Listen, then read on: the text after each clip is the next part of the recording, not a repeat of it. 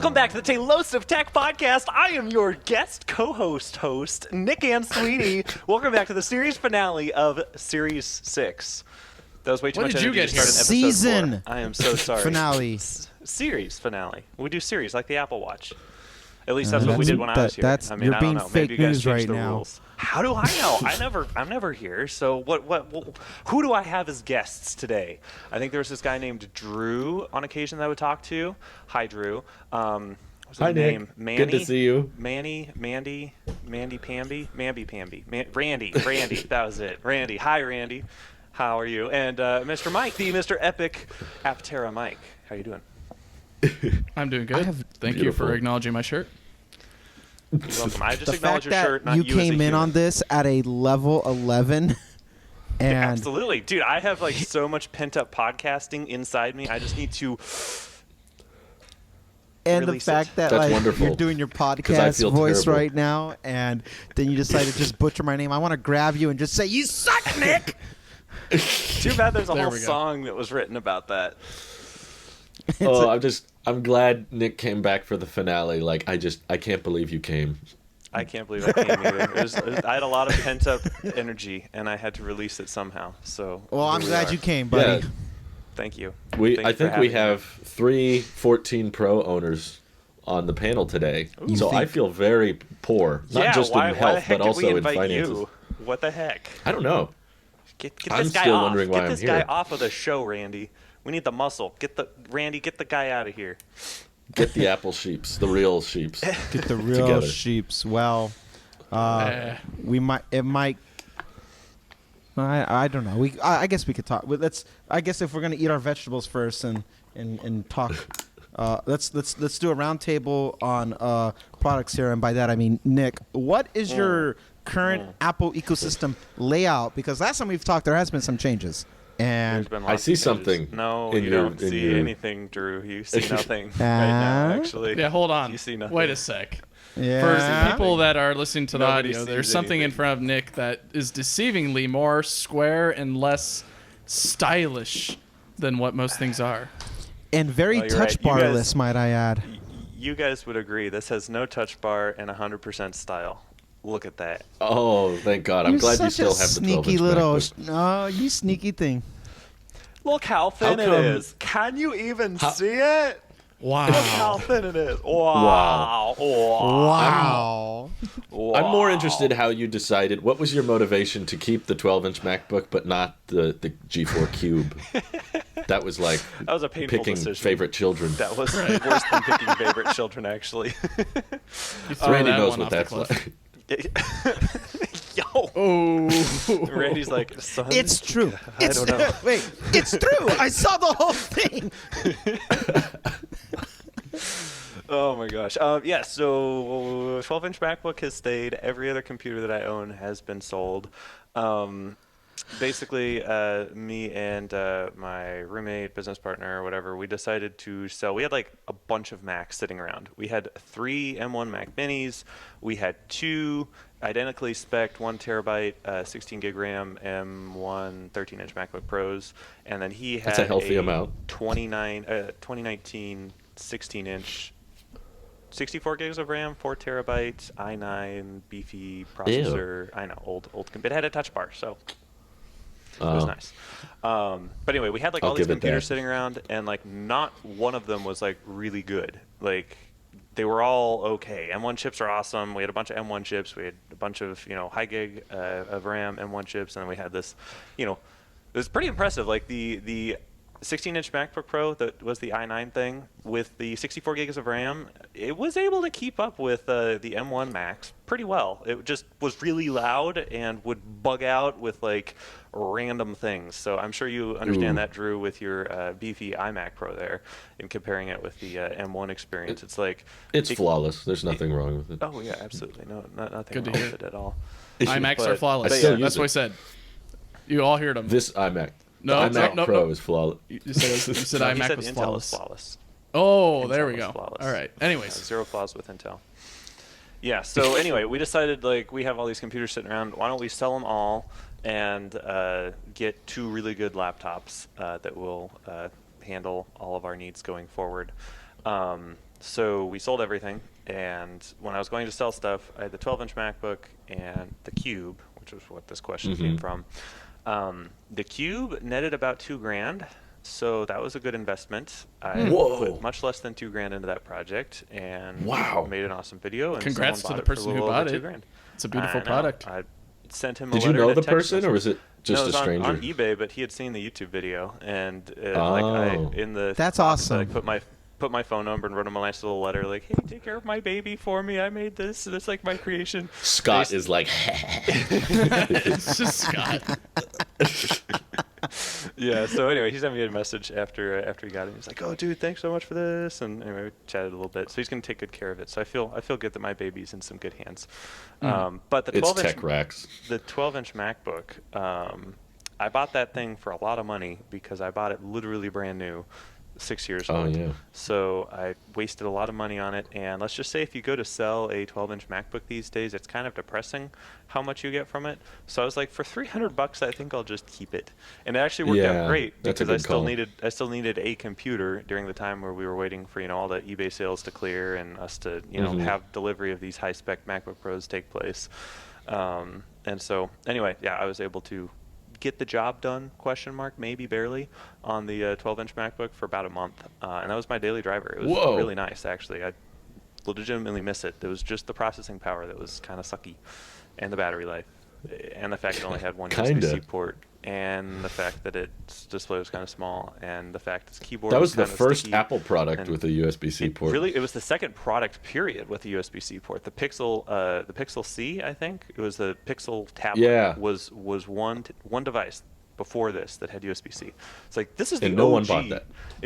Well, almost no one bought this one either for some dumb reason, because y'all hate it for no reason. But it's like, this was a good computer to have. Mike, get the Pixels off the podcast. Wow. Off the podcast. Everyone really does not like Isn't the it- Pixel 2. Isn't I it can just go get my hilarious, Pixel though, 1. that MacBook is 6 years old and we still don't have USB-C on the iPhone? Yeah, that's sad. Right. That's really sad. So anyways, I'm you got hoping rid that of your changes. baby, you threw it off the cliff, and then you thought, I'm going to throw Right. more off the cliff. Yeah, so I threw everything off the cliff. Yeah, so anyway, this is a 64 gig M1 Max 32 core GPU 16-inch MacBook Pro. Wow. You had to outdo me with the 64 gigs of RAM. That was the one thing I didn't max out. Super useful. You fake sheep. You know what? After this week, we need to take some time off to regroup and figure out what your role is in all of this. We'll come back next year. I'm going to be dishonorably Discharged discharged. Yeah, from the podcast. from the podcast. Opposed to your nose because right now. I didn't buy any new Apple products this year. Not a one this entire year? Like, keep? I do have TV Plus, but I didn't pay for that. Yeah, it doesn't count. Wow. Yeah. That's You crazy. did mean get a you're new not in Apple TV? possession of new Apple products currently? No, But- you got the new Apple TV. Not the newest one that came out this year, but the Oh, you did. I didn't buy that. Shh, shh. I'm trying to help you, you jerk. Thanks, Nope. Mike. He's not in possession of anything right now. But he's so Nick sold. We're not done with the Nick subject. Oh, no. So Nick sold a bunch of old Macs, and do you still have Apple One? I'll take that as a yes. Yes, it's held hostage. They're holding my data hostage. I think I can see the $40 hole in a this month. wall Back out. from here. No, it's seriously sad. Are you like, close I'm to filling up the I'm 4 close. terabytes? I think I have like 900 gigs left. Let me look. Oh, jeez. It's like scary because I don't know what I'm gonna 900. do after that. Like, I Call have Apple no and see idea. if you can have like a business situation set Yeah, up I have with them. 900 gigabytes left. I'm Apple using One 3.1 Enterprise. terabytes. I would. It's $100 a month. I Here's have an idea. 800 You should just go to Tim's place and ask him yourself. That's all the way out Sorry. in California. I don't want to go to California right now. There's no rockets over there. What would I even do? That is false. Probably like Vandenberg. Hello, good sir. NorCal. Hello. I mean, Astra is in Alameda, so We're trying to get Yeah. stationed over there, Mike. Vandy's nice Vandy's when it's great. not foggy. It's a little too foggy. Did you see that Delta Heavy? I sadly did. Yeah, so I guess for context, I did asked Nick off podcast because, well, you were on the podcast at the time. Anyways, I asked him, hey, you and your Starship friends over in your corner of Texas, do any of them have a good location for watching the Delta Heavy launch? And Nick was a true bro and asked his buddies, who then relayed to him, who relayed to me, a good spot to watch. That there's no good place. Oh, no, there is. It's just you have to get there early and all that. Anyways, I got ready to go and decided not to go because I was busy that day trying to get everything done at the house because I'm a very busy person. So unfortunately, I did not get to watch it. I did try watching it from the top of my house. I got on top of the roof and tried watching it. Didn't see anything. So I did put in some effort, but not a lot. Some effort. But yeah, unfortunately, more no. than I did not most. get to see Delta Heavy fly. I just barely caught SLS live. Oh, you caught SLS live? It was Wow. happenstance. Was it late at night or early in the morning? It's I like can't 10:30. 2:15 a.m. my time, which would have been Oh, midnight okay. your time. Yeah, it was like I was going to bed and I brushed my teeth and everything and I was about to go to sleep and I just looked at my phone and it was like T-minus 30 seconds and I was like, oh, I might as well. It was like I wasn't planning on watching it, but Nice. my wife laid down. She's like, "What's that?" I'm like, "This is happening right now. This is like one of the most powerful rockets." And I was The like, most "Nick is powerful probably rocket. there." No, I was almost going to be there, but I actually didn't think it was going to launch, so I decided not to. I go. didn't And was- either. And I was like, I'll It's make been- the December window, which Yeah, I don't So- blame y'all. I'm just glad it went. I'm just really glad it went for all you Because- space people. You're the Nick pick mastermind. You're the photographer. Have you gotten much use out of your 14 Pro cameras, or is it basically just a designated texting machine? No, I absolutely love the 14 Pro's camera setup. The Pro Raw with the 48 megapixels. So the camera I'm shooting with right now, it's 62 megapixels. I think this one's 40 something megapixels. I have lots of okay, folks. The amount of pixels I had is huge. Okay, most people say it's too many pixels, but I tell them, who cares? Randy's like, "That was cute." Yeah, that was How cute. Quite frankly, Nick, that was probably the cutest impression I've ever heard in my life. Okay, folks, and I've seen a lot of You're cute, Randy. impressions. You're cute. Okay. A lot of okay, impressions, folks. Believe me. Okay. I can't believe I'm I'll going to be be doing back. this again for another campaign. Hello, folks. Oh no. The election terrible year job. is going to be great, people. Anyway, I love. What's I your love- battery I love health the at? camera. Do you know? For the 14? It just Is laughs Is it at already him. drained that much? I don't look very. Yeah. He looks Let's see. just Nick goes. is the most diehard 97%. battery abuser. He is. What? 97%. Yeah. 98? Holy cow. 97%. 7. Oh, Wow. After like 2 months, basically. 2 months. I'm The, not That's nice. the pretty quick. 13 I'm Pro really not Max is, and I use it. I would say I'm a heavy user of the camera system. The 13 Pro Max is at 98%, and I've had it since March when it came out the green. suck he's- it. Oh, Baby. that's right. You got it later. 100%. Yeah, but Except so I've had it it's more not most of the 94. year. Well, that makes sense. Yeah, I mean, but the fact that Nick has a month-old phone, 2. Okay, 2. 2 months. Count them. whatever. One. So does it last you through the day, Yeah, it does. or do still. you need to charge it? Yeah, no, it okay, does. I mean, that's yeah. good. That's A funny. lot of the reason why the battery is so degraded is because the radios are always on. Out at Starbase, cell service is spotty at best, and so you waste a lot of juice just trying to hold 1 bar of cell service. So that's par for the course out there. And was the 16-inch MacBook Pro as horribly ugly as you expected, or did it This is surprise not my you computer. This is not my computer. Whose will computer not, is it? I do not own this computer. This is my roommate's. He does video editing. Oh. That's why he has What's your high computer spec. then? Mine The is 12 inch. actually with him. Just the way things What? work out. He's driving back from Florida right now. He has the 13 Oh. inch. It's a 13 inch M1 with a touch bar with terabyte SSD and 16 gigs of RAM. That's my computer.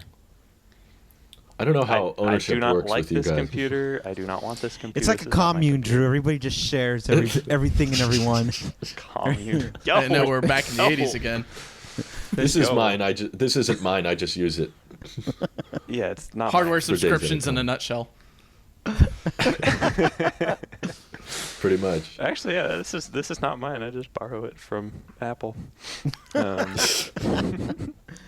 For wrong. 3 No, to but yeah, 5 anyway, years, it's not mine. He was out in Florida, and he needed the MacBook, the 13-inch MacBook Pro, so he kept that. And I flew back here, and by the time I flew back here, all the finances cleared, and the shipping was on this guy was like a couple weeks delayed, and so this guy got delivered 2 or 3 weeks ago, and I've been using it because it is objectively better than the 12-inch MacBook. Like, I can say that. So the studio is definitely out of the picture then. There's no hope for the Yeah, I studio need to something enter your... portable. Yeah. Okay. Yeah. Need something That's what I portable. figured. I had I someone don't know who- if you knew that, Nick. Mike bought a Mac Studio. No, I didn't. What the heck? I thought you had an iMac. Yeah. No. What? I got rid of the Yeah, iMac. he's been gone a while. Let me He's been gone a while. Wow. yeah, here. And he got the studio display. Wow. And you got a studio display. Wow. Wow. It's beautiful. Welcome to the new setup. Yeah, it worked out Wow. that way. And I My- noticed you also have a Cybertruck right behind you, which Well, yeah, Oh, not yeah. really in frame on the podcast, or usually it isn't. It will be. Well, I guess it is on this one. Yeah, I mean, Yeah, we have 4 I've had this now. up for as Yeah. long as actually you've been on the podcast. This year, I should say. Yeah, I was gonna say. Right. No, I don't think so. I think So it's been here. It must have for- been written in Sharpie there then. That was 2017. No, I wrote that. No, because you messed up on like what's it called? The 2170s were. You And so- messed up, and I'm gonna hold You you, called it- accountable. You called it a 2048 2190 or whatever. So I that's wrote it. that down That's with the the one. cell and everything. Just say all the numbers. Right, every single one. So I figured, yeah. But yeah, I guess for viewers, this is I guess some of the stuff that you don't see. But anyways, yeah, I got a studio. That was because my mother wanted a new computer and she wanted my iMac. She didn't want any other computer. She wanted that one. I'm like, okay. I guess I'll get the studio then if you're gonna pay me the same Despite amount my that best wishes. Sir. My mother loves the iMac. She started with the iMac. I don't need to hear this. We started with the G3. Or no, she started actually before the G3. She started with the original, the Apple II. Yeah. Oh, gee. But yeah, Studio is great. I love it. I could not recommend it more for those that want that power, or at least that capability, and also want a good picture What's quality. it spec'd with? It's kind of a spec below yours, I believe. It's not my computer. I know. Shut up, Your Nick. friends. Just shut up. Whatever you say. It's an on M1 your. Max. It's on your camera. It's in your quadrant on this screen. That is yours. My computer is gonna get here in about 7.5 hours. Well, And until I will then, a good that's quadrant. yours. No, this is not my computer. I'm borrowing this. It's not my computer. It is You under don't your have to responsibility try to right now. convince us anymore, Nick. We know you love the notch and you love the M chip. I too love the notch. I love the M chip. I hate the fact there's no touch bar because every time I go to type, there's no like little predictive text above it that says, "Oh wow, look, you're probably going to type this word," just like my phone does. Because who wouldn't do that? But no, I got stuck with a dictation key, a spotlight key, which I never use, a mission control key, and a do not disturb key, and play buttons. Like what the heck? You're Am I using it wrong. consuming media? No, I create. I'm a creator. I don't use these dumb buttons. Why the heck are these pieces of plastic? You that As you're Steve using it wrong Jobs because I said- use all these media buttons all the time, and I'm a creator You too. Well, you're not a good creator because You're right. I'm a don't use great the buttons. creator. Listen. You go out there to try to create the stuff. I am the stuff. Yo, I am The the content. stuff. You could died do before. a sidecar with the iPad, and the iPad will I bring sold back my the iPad. touch bar. There you go. Yeah, there you go. I sold my iPad. How much did you sell it for? $450, I think. I can't believe you did that. So there's no iPad. Sir, you're in the one who only was saying that house. you wanted to get rid of your iPad. What are you talking about, Randy? Yeah. No, Like, but, I but literally do not listen, miss the iPad. Like, I do not miss context it. is everything. Nick held onto his iPad for so long because he was so adamant that he wanted That's to. the end of an era. Yeah, he wanted to I edit. bought a terabyte End of an Yeah. iPad, iPad Air. Pro 4. I remember that. He I don't think he anyone heard that. he got so. Oh no, I heard it. I'm just gonna pretend. I'm moving right past it. Nick exclusively it was a bragging right that this podcast everything was done edited on for 2 years on an iPad. and That's right. And he took so much pride in that because of the fact that when we had our 8 frames of fame on an Apple commercial, all that was done It's through 10, but yes. Okay.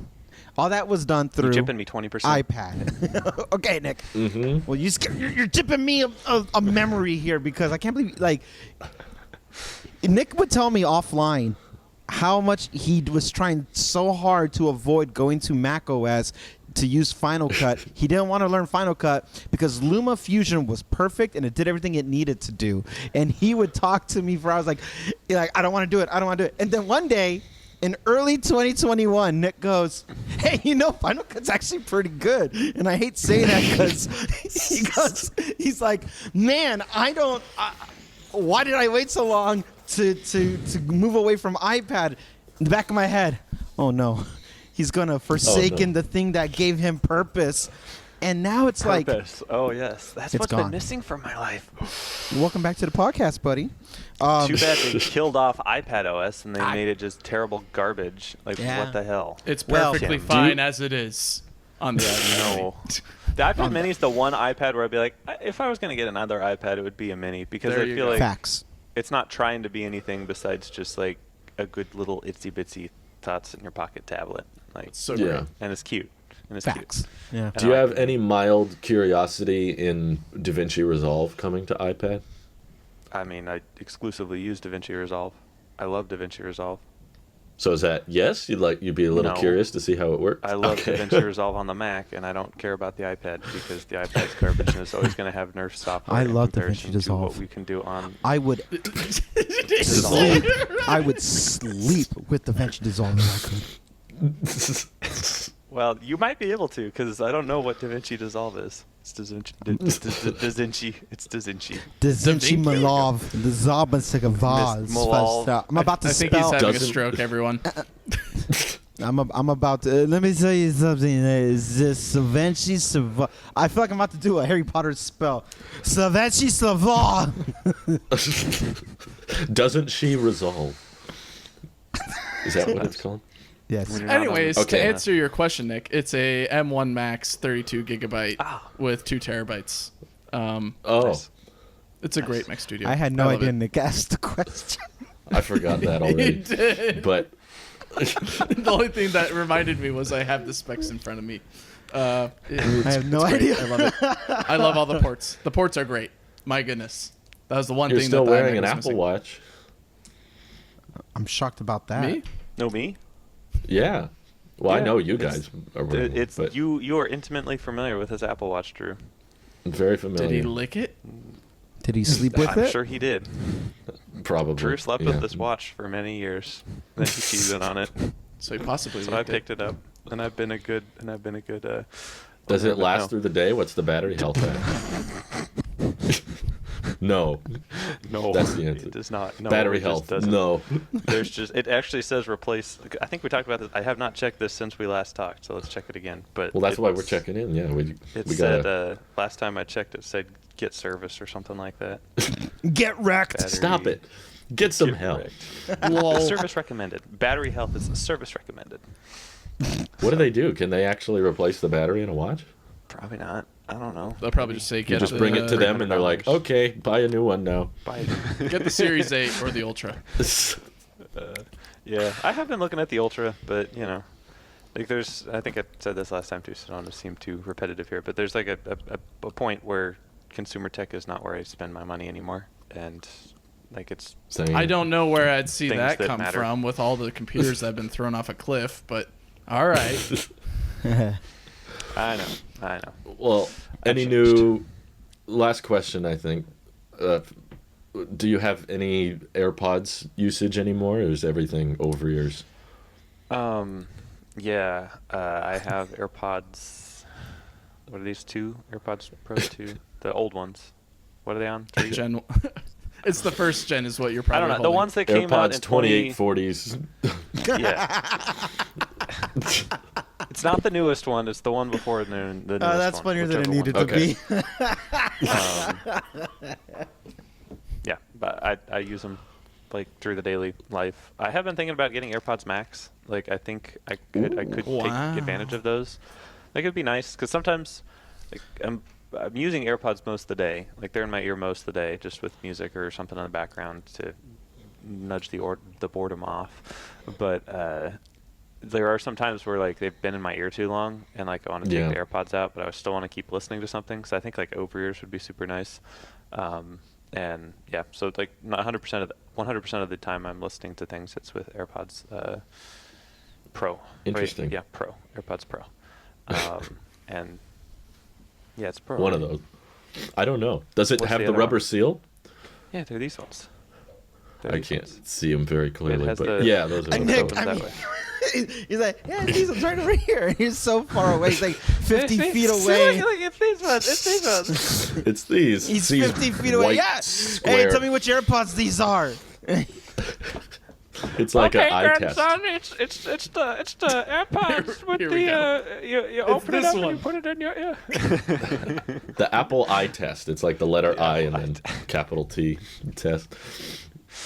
Oh my How far away can you be from a pair of Apple products and know which one it is? But I feel like speaking of yeah. Go ahead.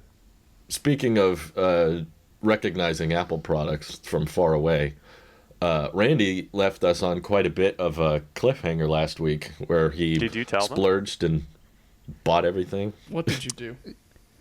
Yeah, they know, Nick.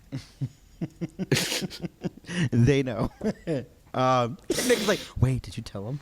So, No. Drew asked at the very end. He goes, "Well, will you have a decision about what you're going to keep and what you're not going to keep for the season finale?" And I said, "We'll recap here." So let's do that now. I'll tell you The this: time has come. the time has come. We have a category. We have one for each. There is a definite keeping. There's one I'm on the fence, and there's one that I'm definitely not keeping. So there's two definitives and one where I'm like, Should I we don't make know. predictions? Can I make Yes, predictions? I Yeah. want to make predictions. Okay. Go ahead, Drew. Randy is keeping the Ultra, Okay, thanks, Drew. maybe Ooh. keeping the AirPods. Randy's and keeping the getting rid of Ultra, phone. maybe keeping the AirPods, and getting not rid of the phone. keeping the 14 Pro. Yes, Okay, that's my prediction. that's your prediction. Safe. I will predict you're definitely keeping AirPods Pro 2. You might keep the 14 Pro, but you're definitely not keeping the Ultra. Okay. You're keeping all three. That's my guess.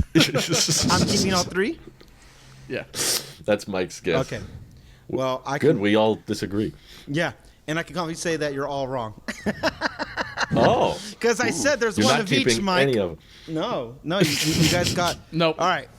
So You like to bend the rules, Randy. So I I do. already outsmarted your initial rules. All right. I will tell you what I'm definitely not keeping. Okay. I'm definitely not keeping the 14 Pro. Oh. Goodbye, Plum. Okay. So Team 13 Pro lives on. I'm definitely not keeping it. We'll talk about that in a second. Now, Okay. let's talk about the watch.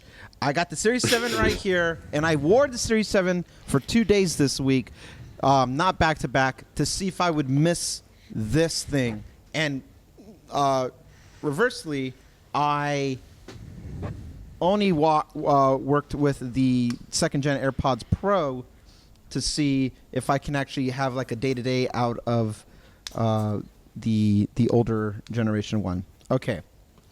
The one I am definitely keeping, or the one I'm on the fence about, is the Apple Watch. Whoa. Oh, okay. Really? You're keeping the Series 8? I just Series 8. No. No. This is Series That 7. doesn't exist. This is last year's series. I'm on the fence about keeping it or That's the not.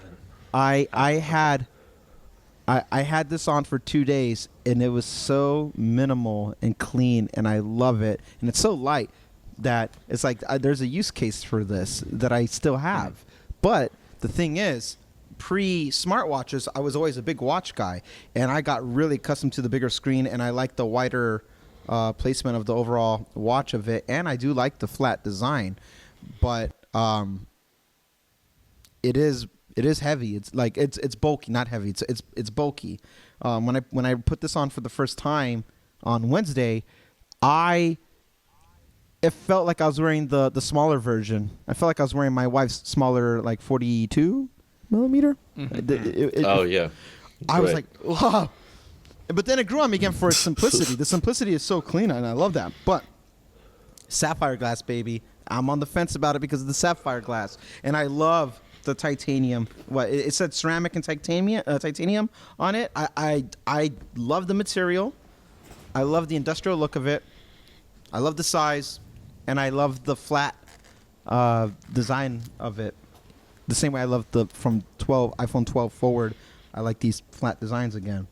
So I'm on the fence because I still don't know yet, and maybe I can make a use case that I keep both and switch them out.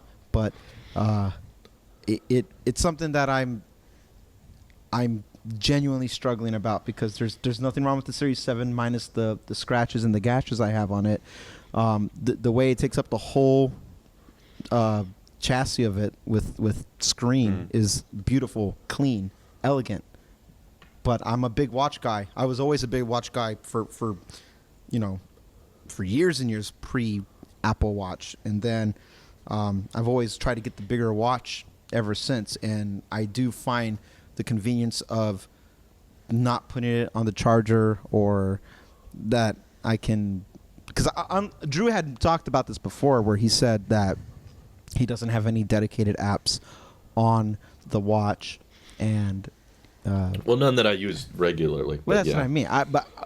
Yeah. Reversely, I do a lot of things on the Apple Watch, where when I go out for my little trails or hikes or something, I've always migrated audiobooks or podcasts or anything to the Apple Watch, and I use that because I would turn off my phone, like put it in like airplane mode, and that would just be a camera.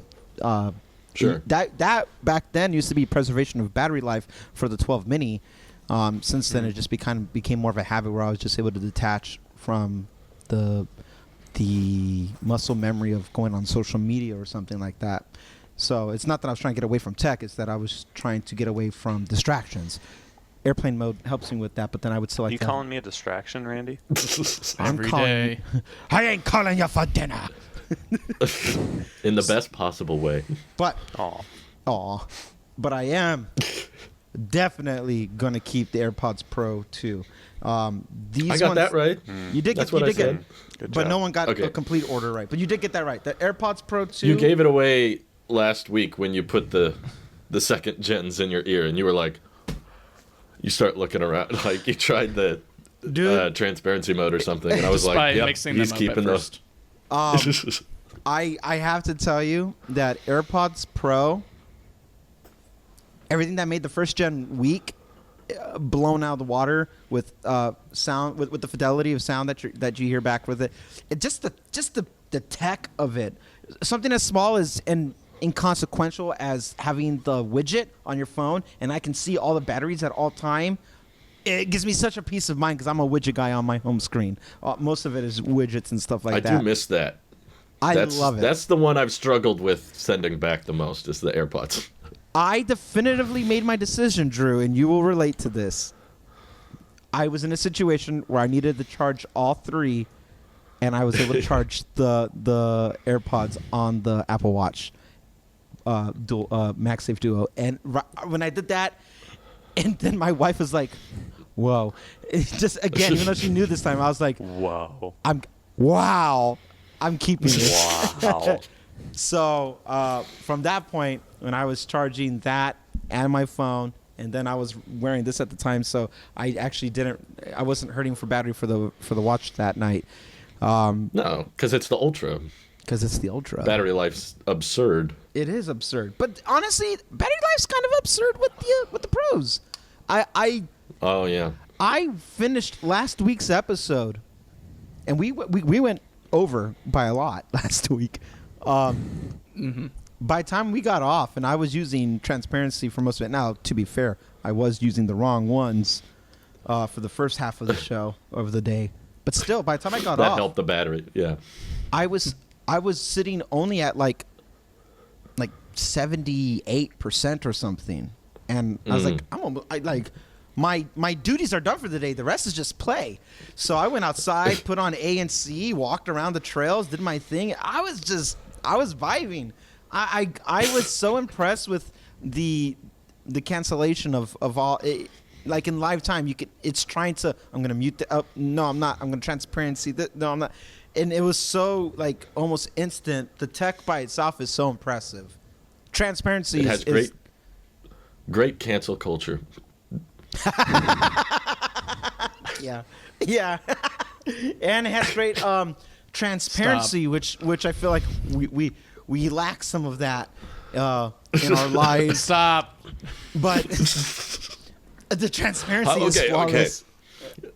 Before we wink ourselves to death, are you completely writing off the refurbished stainless steel Series 7? Is that still an option to you? Ooh.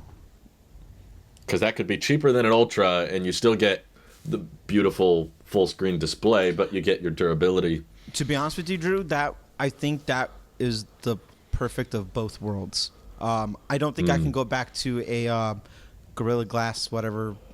I love the color options, and I love the dark green, but I've bumped with the watch very hard. And where I know would have caused a scratch, at least, and some type of abrasion, and nothing. And I was like, I can't believe out of all these years since the very first Apple Watch, and I've never appreciated that. I don't think I can ever not have sapphire glass. So if I was to get a 45 millimeter Series 7, I think I could. I think I can live with that. I think I could actually work with that with the space gray. I would be okay with that. I just wish they had your Alpine green steel watch. That would be perfect. I mean, it would be perfect. They don't do that. To be honest, though, I'm kind of going through a metamorphosis with my color schemes. Ooh. No. The 14 Pro, here's why I'm returning it. Oh, yeah. It does not. It doesn't do anything that the 13 Pro doesn't already offer, with the exception. Randy, do your phone calls animate out of your dynamic island on your 13 Pro? I'm gonna be honest, I mean, Nick. like, Over the last week, I haven't got a single phone call. Well, let me fix that You for would you, think Randy. Let me fix that. you would think that. Hey, checking in. How's the family update? Are you guys? You would think right now this would be the time people are checking in, but in 2022, text or FaceTime. So FaceTime takes up the whole screen. Text just it doesn't use the dynamic island. It just comes through. So yeah, I thought that was weird. The UI does not. The UI is indifferent for me. I don't care if it comes through a dynamic island or if it comes as a banner. What I do care about is camera quality. And I put up on Twitter yesterday or 2 days ago, and I did a side-by-side with the two cameras. And the front-facing camera, I was the most skeptical about. I was like, oh, it has autofocus, so it's going to zoom. Like, okay. And holy crap. Everyone's like, it didn't? It's pretty So good. no Marquez was in your phone. Yeah. All those autofocus videos suddenly started looking better. Like, I was like, what? I could see I could see every beard hair. And I was like, whoa. And it actually That's had what I look for in a camera. Same. Yeah, yeah. All the beard hair inside. If I can't tell where the gray hair's at, I don't need it. Right. I like it when my camera points out all my imperfections. Yes. Thank you. So, but the thing that really took me back was the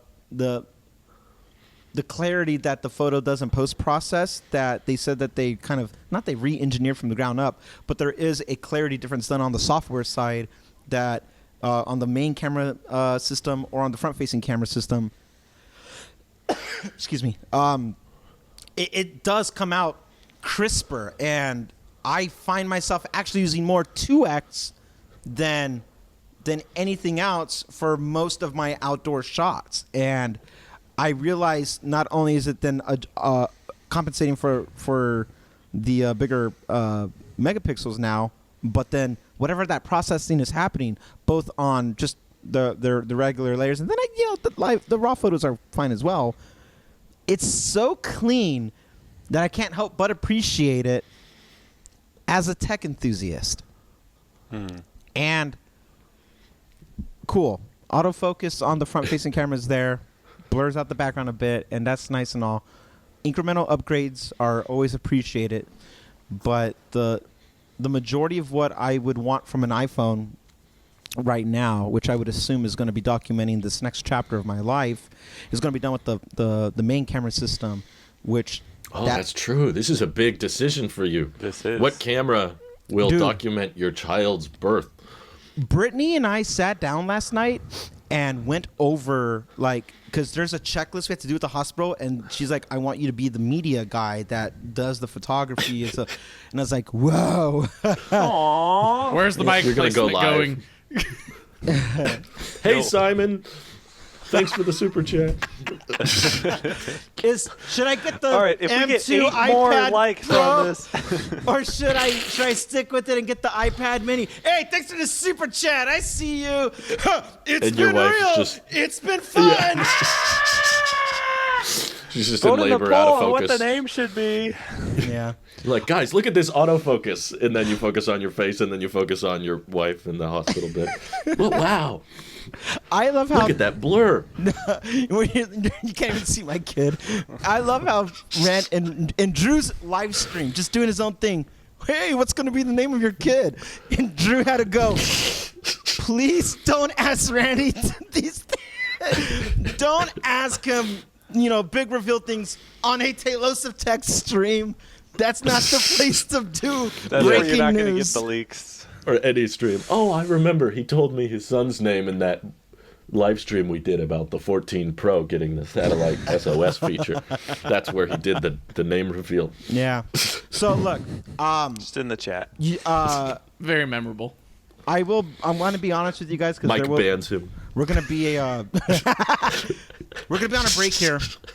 So I can't promise I won't have a 14 Pro between now and when we come back, but it won't be this 14 Pro because being more subjective here and just, I guess, vanity as a whole, I like Space Black the most, and I would want that phone. Sure. Hands down. get Every time that. I see it side by side, I'm like, this is so cool. And then my wife looks at the stainless steel portion of it, and she goes, this reminds me of the iPhone 7, that piano black that was there. And I was like, wow. I regret not having that one, even though I know it's scratched easy. I wish I had the black 7 instead of the matte black one. And she had the It was regular. pretty. She had that one. Took care of it. Because she's a responsible person. Had nice case and stuff like that. And I'm over here scuffing up the matte. It's matte. Who cares? It'll just get thrown around. And she took care of it for years. She had it for years and years. And this reminds me of Was that. the jet black one more expensive No. on the iPhone Yes. 7? I can't remember. What? Was it? It was because it was at first in the first year of production, Jet Black was restricted to 128 or 256 gig. You couldn't get a 32 gig Jet Black 7.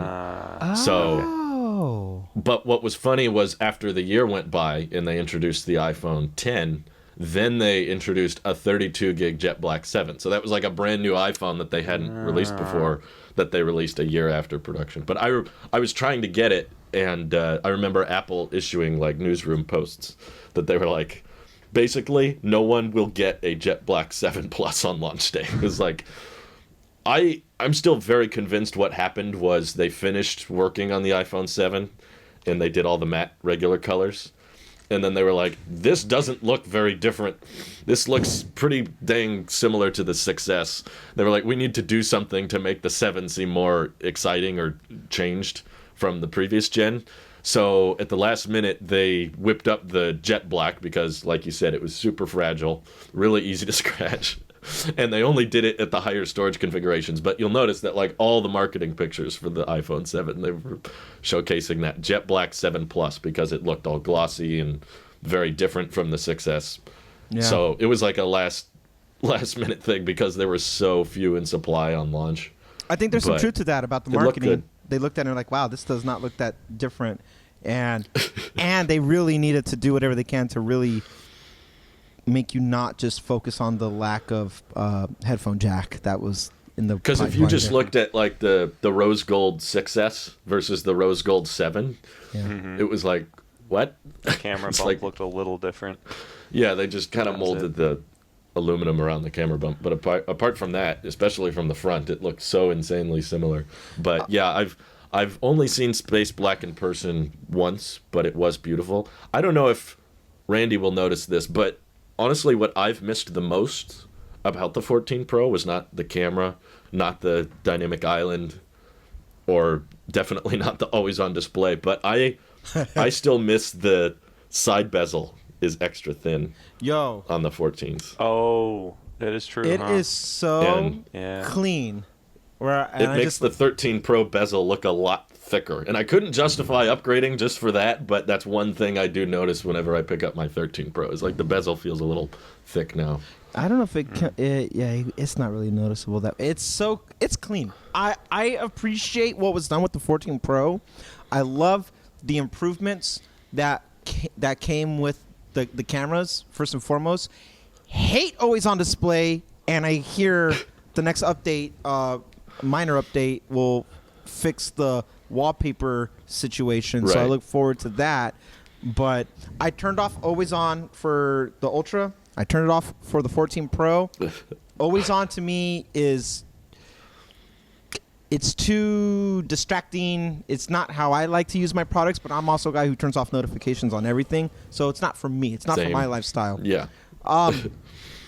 Listen, whatever happens going forward, I'm keeping this phone, the one that I'm recording on. This is my dedicated camera now. I can't not use it. It's too integrated in my life. So because of the battery size of the 13 Pro Max, technically still being the biggest battery Apple ever released on an iPhone, I appreciate it. And it will work perfectly for any future live streams or doing our podcasts and this and the other. There's headspace involved that I can grow with. I do miss the mini form factor. And if I had to choose between a 14 Pro or a 13 mini, I would get the 13 mini first. And I've been still kind of looking around for that. The only reason why I want to have a 14 Pro selfishly is because I want the best camera possible when I'm in the hospital in a couple weeks, documenting my kids' first moments of life and all that.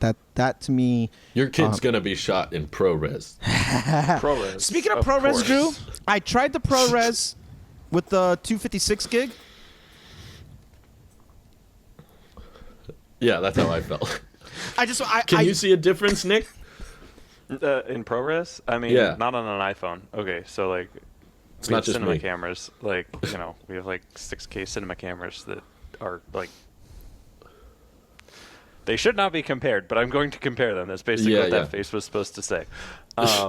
It's terrible. I mean, the ProRes, it's still phone footage. Now, you do get more latitude. Like, you can push the footage a little bit more in post, which if that's what you want to do, that you can. But why would you with smartphone footage? It's Right. basically It's a phone. It's not like a flat color profile. Mm-hmm. It's not like log or something. It's still in 709 or something like that, or equivalent to. Like, Yeah, it looks pretty good straight something off like camera. And so you're not going to be like pushing it extremely far because it already looks pretty good, and you're not recording in a flat color space, but it is ProRes, so it's just like Apple's basically doing the equivalent of like, hey guys, look at this professional feature that we have, and all the professionals are like, yeah, that's not actually professional. But then all the normies are like, ProRes. It's like, yo, I'm sorry. It's just 6 gigabytes a minute. So if you want to Hey, do that, Nick, fine. But it's still the same in 265 or 264. I saw this thing on YouTube and I thought about you because Nick, for those who don't know, For the record, I did think about you too once, Randy, a while ago. Aww. Once. He thought about you once. for the Wiki record, watch. I was taking a crap the other day and I was thinking about you. So Nick, Reminded you of that time we shared the experience together. What? hey Nick, do you remember that time you and I were crapping in Drew's office at the same time, and I do remember that. we went in and we come out at the same time, and the equivalent of me We're having both the just so happy. newspaper, because Drew had back-to-back bathrooms in his old office, and Nick goes in one, I go in the other to get ready for bed. And we both come out like equivalent of like having the newspaper in a hand and looking like, yep. And we just Yep. I pictured No. a slow-mo walk with you guys putting glasses on, both walking out of the doors at the same time. I love I it. missed some wild times, and I'm glad that I missed them. They were very wild. Like that one time you just sniffed my neck, Randy, when I was getting undressed. Do you remember that? It was caught on cloud camera. Do you remember that? Rest in peace, cloud camera. Well,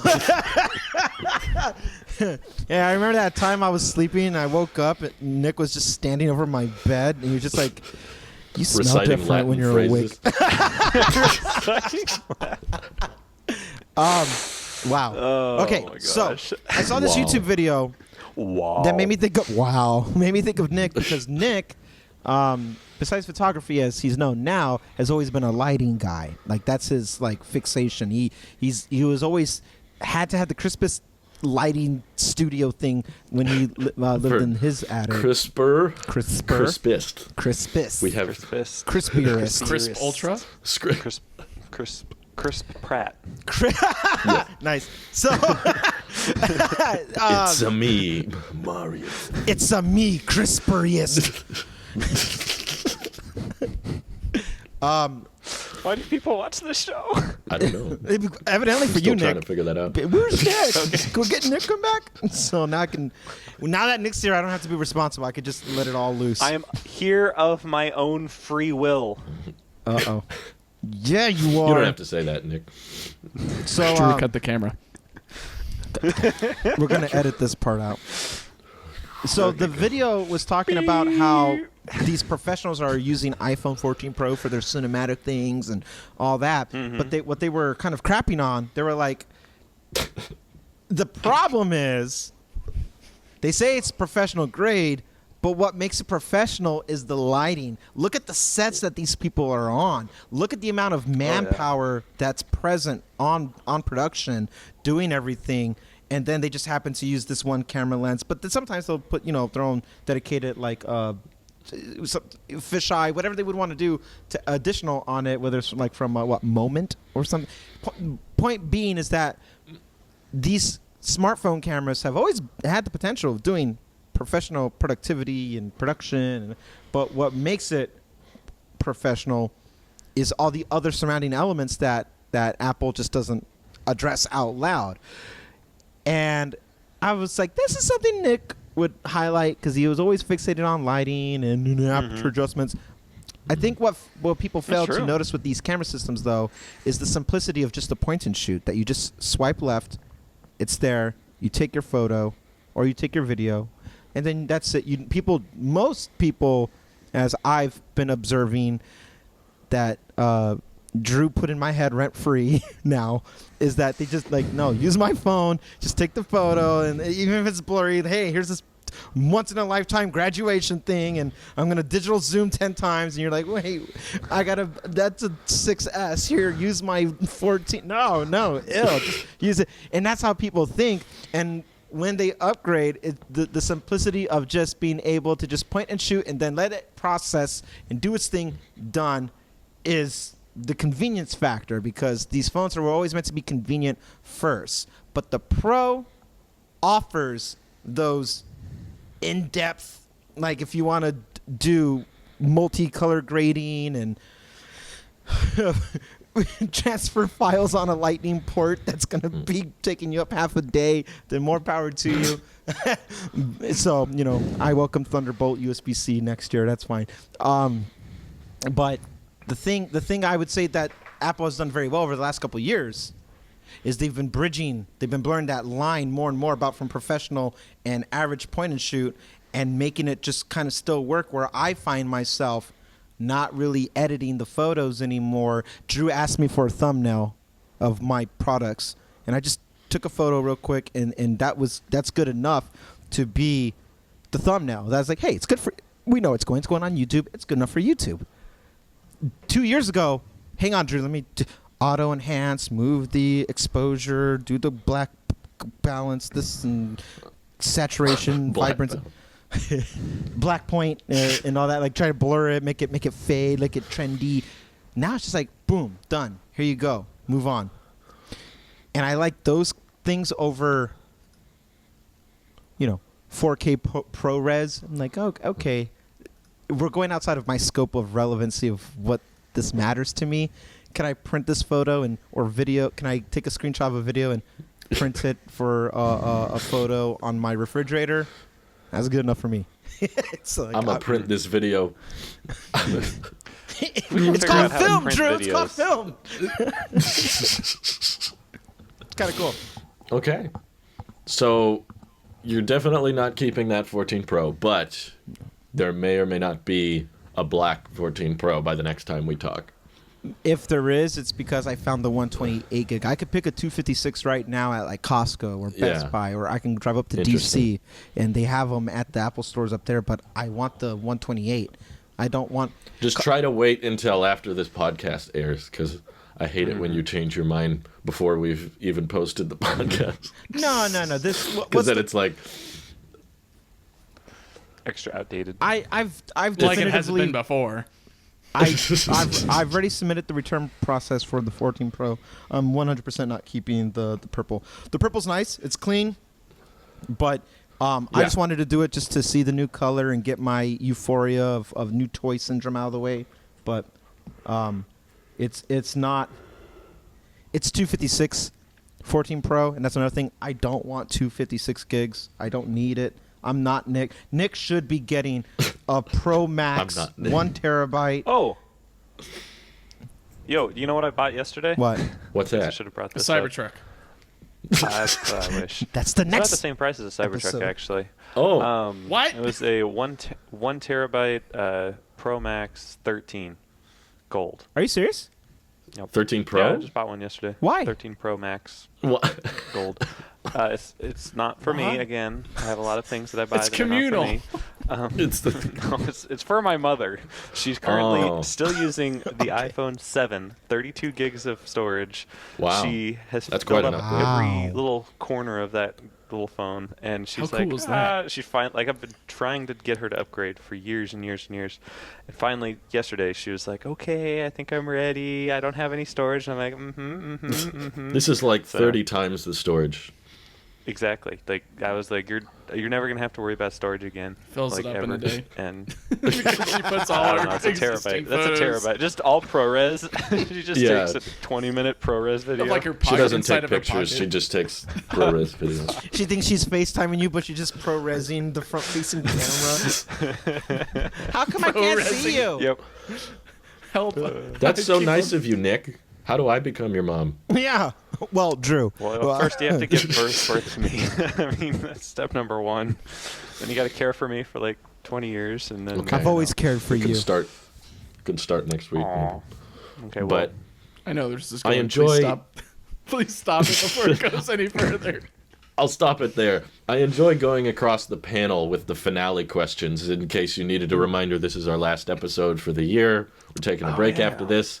But as we're concluding the year and basically no more Apple products are coming Ever again. ever in 2022, I want No more. to go across you guys and figure out what's your favorite Apple Never product cross of me. the year, worst Apple product of the year.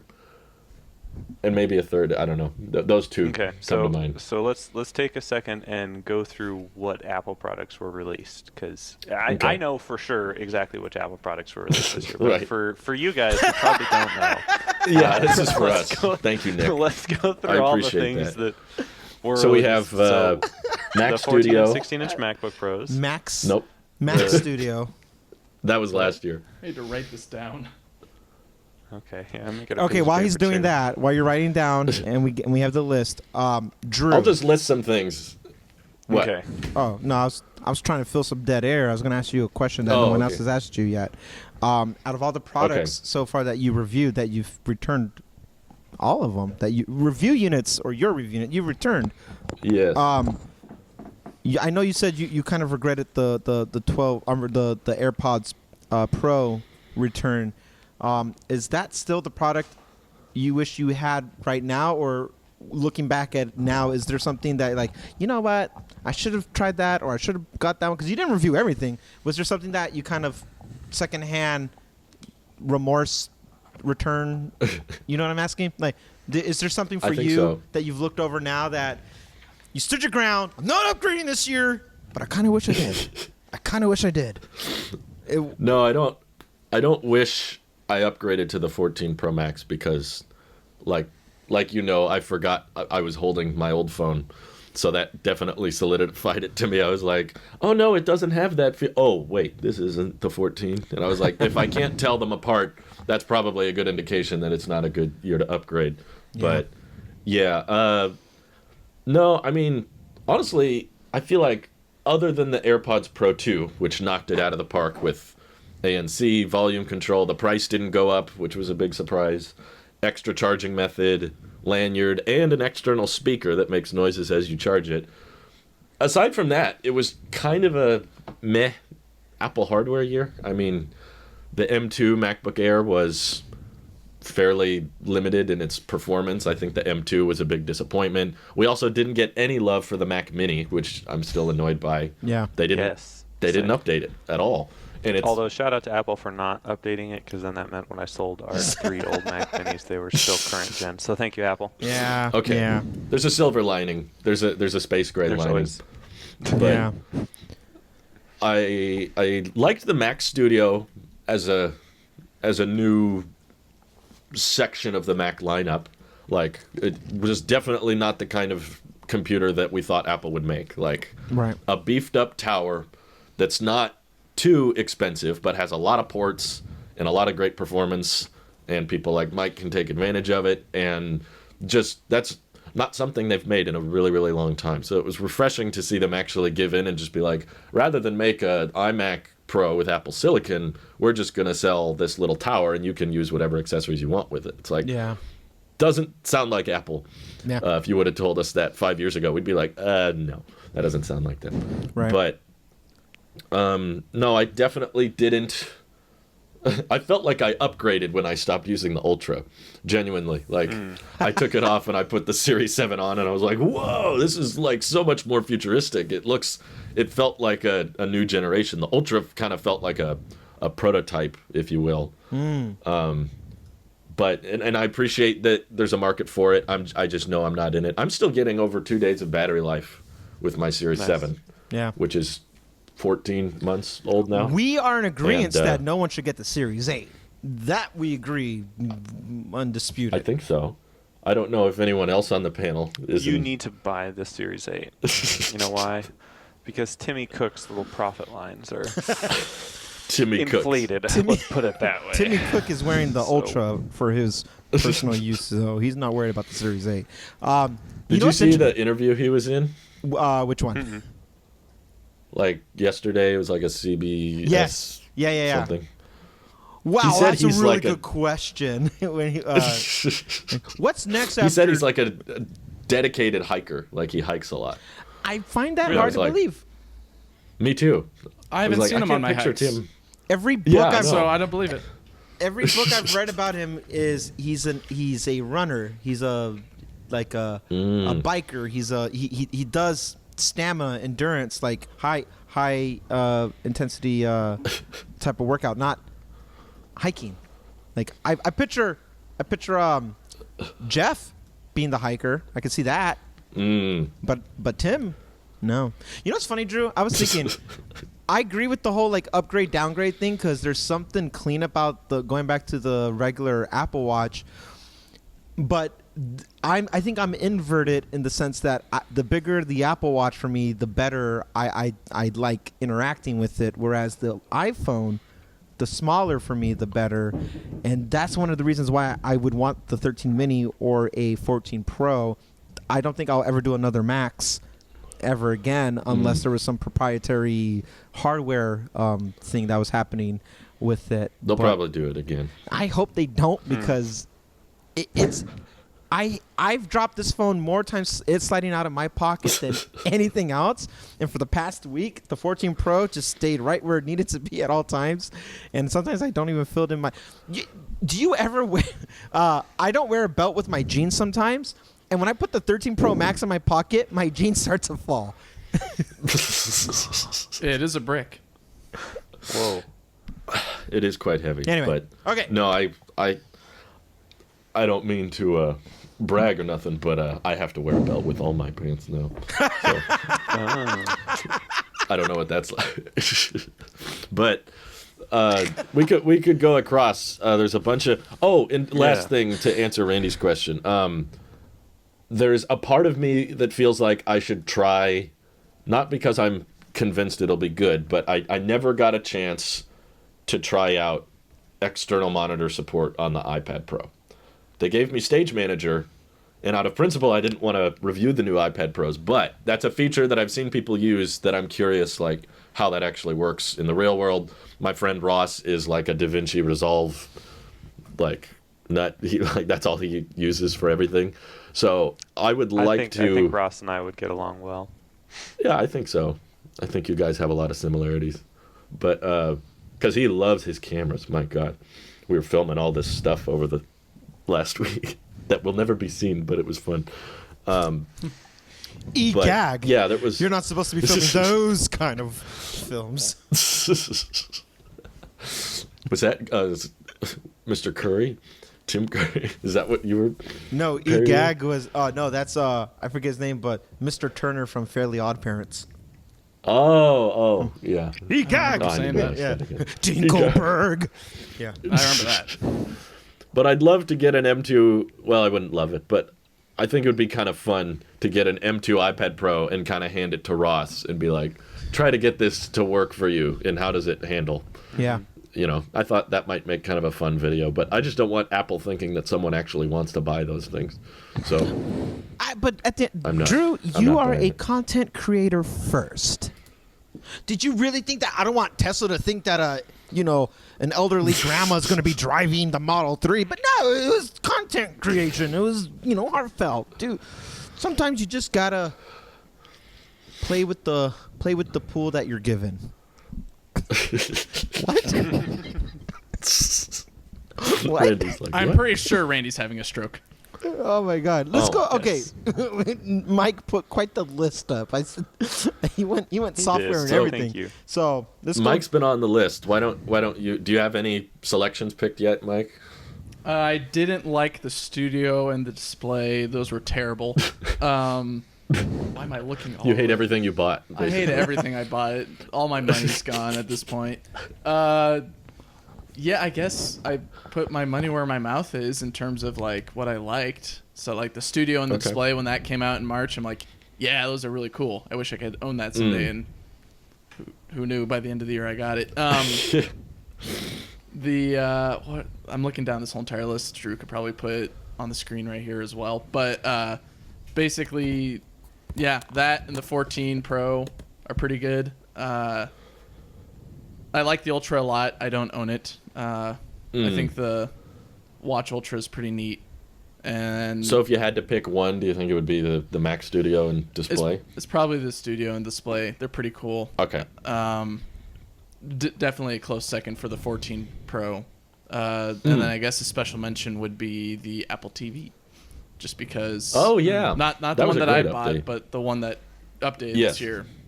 That was The like a new one. website update. Yeah, I think that's pretty neat. I think if my TV is still having issues, because it still kind of is, Except thanks Bonus to points to any product that switches to Type-C. You get Right. extra credit. That's There you true. go. That was the Siri remote. Here, So, here. yeah, that'd probably be my highlights for the 17 new hardware and I guess 4 new software things that came out. I don't know. What about you guys? Jeez. Nick. Okay, I'm up. I'm like frantically searching through the accessories tab on the website to find something that looks more interesting than Oh yes, anything the on this MagSafe list. wallet. That's honestly, I have it. It's pretty nice. It's actually my favorite tech accessory of 2022. Did I No. nail Did that come out this year? It's a new color. Oh, So, that's how you know it's better. that is a Nick It has a answer. little new tag. That It is- has like a little this color. new tag on it. God, I've missed you, Nick. That's such a Nick response. The other color of It's a new saddle color, brown was Drew. so much less saturated. To be honest, I guess besides the iPhone, I haven't purchased any new Apple accessories from this year, or Apple products from this year. iPad Mini wasn't even this year. Nope. Like I was like, oh, well, I did enjoy the iPad Mini. That's what I was first thinking, but like that's already a year old. So wow. Merry Christmas. Time flies. But Yeah. I'm not sure. I'm not down here. Nothing flies down Time here. flies. We're all waiting for it to fly. Time lands. Time explodes. It does land, not in one piece. I don't know. So I'm going to go with the basic answer and say 14 Pro. Okay. The camera system really blew me away. Like the number of times, we've been over this. I don't need to mention it again, but I'm going to because why the heck not? I'm a photographer. I take What? pictures for a living. You do? And it's really nice. to- No. Sometimes. I thought On you were just some occasion, transient it's- down there at Starbase. I mean, some days I am too, but it's so nice sometimes just when it's like there've been a couple times where I've had like all my gear deployed or it's just not available at the moment or whatever, where it's just like I want to take a picture, and used to be I would only really use my phone for like in the moment pictures when like I needed to take like a picture, like something's happening, I just don't have time to get anything else out. But a couple times I have found that I am able to take artsy pictures and edit them the exact same way I would a professional camera picture, like a full frame picture would be. I get the same, 16-bit color. I get the same, about 50 megapixels. I get the same, dynamic range and ability to edit it as a raw photo, which is really all I need out of a phone camera. The one thing I would say, I would wish the 3X was 48 megapixels because it's kind of a bummer when you Yeah. leave that 1X, it just gets all crunchy, and I'm like, dang it, you were so close to greatness, but now we're back to down to 12 megapixels. So, I would say that, iPhone 14 is probably my favorite accessory of the year. My least favorite product of the year was probably the iPad 10. Ooh, That's just he going to get took some it from hate. me. Mostly because as I was scrolling through the list of accessories, I found the Apple USB-C to Apple Pencil adapter that they sell for $9.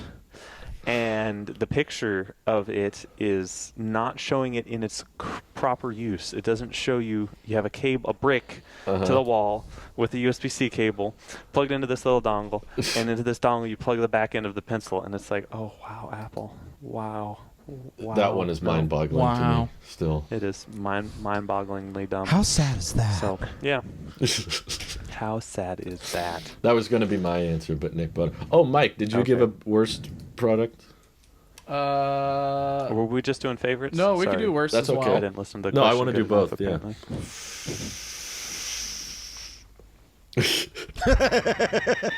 He's No really answer. thinking now. Got it. Yeah, now you got me stuck here. Okay, just to man, why is this hard? Why I've got a couple choices. You know what? honestly. Okay, I'll Randy, just have fight you you. gone? MacBook Air. There's nothing special about that thing.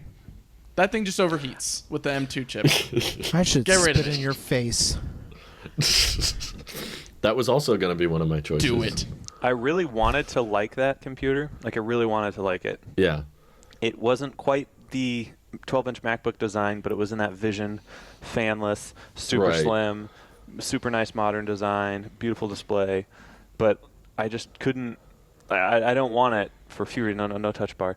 But then obviously the screen, it's just the standard MacBook Pro screen, which I could get on a regular MacBook Pro. It's not any extra XDR stuff.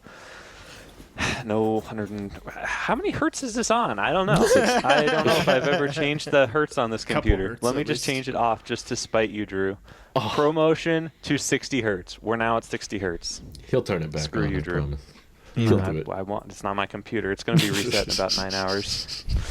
Jeez. If you But can yeah, change until then, the we're back refresh at rate, 90 it's He's your overcompensated. This how is that not works. my computer. Yeah, sure thing, buddy. Excuses, excuses, excuses. Okay. Oh my gosh. Still M2 touching MacBook it. Air is Mike's answer. Nice choice, Mike. Cool. Okay. How about you, Randy? Favorite and least favorite? Okay, favorite. It's actually kind of tough because there's different. Oh God, there's a different thing. There's different things that I'm comparing it to, but my gut instinct says favorite product is the Apple Watch Ultra. I like it. Wow. It's- Interesting. You're not even sure if you're keeping that. I'm not sure if I'm keeping it, but I appreciate it for what it is. The Ultra brought some genuine, much-needed diversity in the Apple Watch lineup that I think could use it to be refreshed. I'm glad we're not just doing SEs, that we can actually do a proper... Oh, yeah, that came out. That did come up, yeah. But there's a proper addition to it.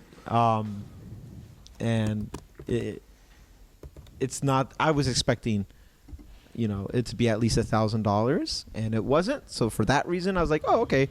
That was surprising. The contender with that one, I would have to give it to AirPods Pro 2, just because of it's not the most innovative aesthetically. It's very reused and rehashed, but my God, the tech is just phenomenal.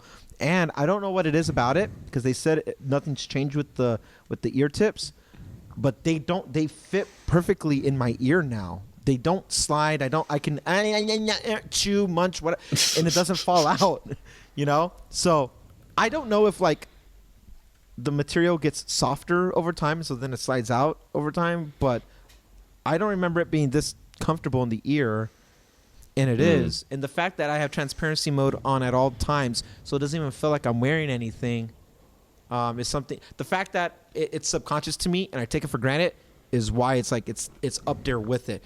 So for design language, the Ultra is really cool. For technical advancements and proper ANC, I give it to the AirPods Pro 2, 2nd gen. So those are my favorites. Okay. Good choice. I want to give a special shout out though to the Apple TV. I think the Apple TV is it's not best anything this year, but it deserves a spotlight for It has being USB-C. USB-C going forward. Anything that gets USB-C has to get the Tailosive table clap. Hey. Unless it's the iPad 10. That doesn't count.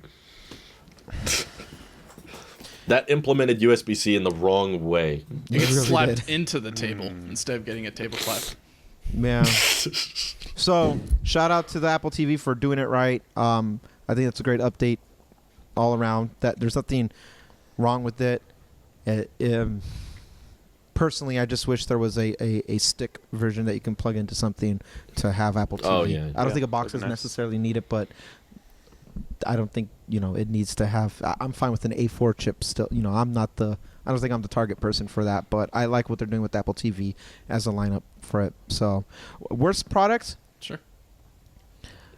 My gut tells me iPad 10. Honestly, Yeah. now Everyone's voted I want to see iPad as a whole, but there's only one iPad. just all of them. Well, the thing is, there's only one iPad Pro. It replaces the old iPad Pro. So if you need a Pro today, then technically there's a case you can make for iPad Pro, but you do not need an iPad 10, especially when there's an iPad 9 or the new the better, much better iPad Air. I don't like anything about the iPad 10. I don't like that it has a function key row that's only exclusive to that, but you have to, and that they moved the camera center when Nick had a genius idea of where to put the camera and the pencil. Did you know how many times I quoted you, Nick, this A year? lot. Oh yeah. Good. At least I hope 4. You quote me more, actually. because least I make royalties off every time you quote me. exactly. But you said that. I don't like- remember which episode it was, but it was a genius idea that I've repeated many times. Yeah. So anyway, It is. I mean, all my ideas are genius. So. That's right. I iPad 10. You don't need it. If you need to save money, iPad 9 or Mini, really, or get the iPad Air. The 10 does not need to exist. At least iPad Pro has a proper update, even though I disagree with. So there's that. I disagree with all of you about MacBook Air, though. I like the design language. It's not for me. I love the MacBook Pro. Oh, I love the design language. It was just under spec and didn't have what I needed. Okay. Like, Well. Wasn't much light like enough and it wasn't bad fast display, enough. wasn't light enough. If it was thinner, if it was even thinner, I would Yes. take an Intel M5 chip, which is what 4 times Ew. faster than an M1 chip, an M5 chip. That's how that works. Oh, Yeah. so fast. It's just the number letter thing. I Game. love number letters. Doohickey. My Bob. Okay. Number letter game. Yeah. Good answers. What about What you, about you, Drew? Drew? I think I got to be different. You No, guys you took don't. all No, you my don't. best. You gotta can think be different. Is yourself. what you gotta do. Think different. Think different. I think, Think far out. despite not buying it, Oh boy. the best update of the year I have to give the Apple TV, just because we're in an inflationary environment and Yep. it got cheaper. They lowered the price. Even the maxed out model is cheaper than the base price of the old model. They made it thinner. So it's literally cooler than the old Apple TV. And they switched the Siri remote.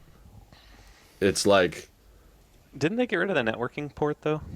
you can still get it Were you on using the it, higher Nick? storage spec. I'm not using it, but if I did get it, it would have an Ethernet port. Yeah, I would the- trade this dumb HDMI port for an Ethernet port, like any day of the week. I'm like Ew. constantly dragging around this like yeah, really but the dumb Mac adapter makes sense. because Apple TV. yeah, I could stick it in my Plex server. Yeah, I'll tell you where you can Oh, stick it. could my answer be Severance?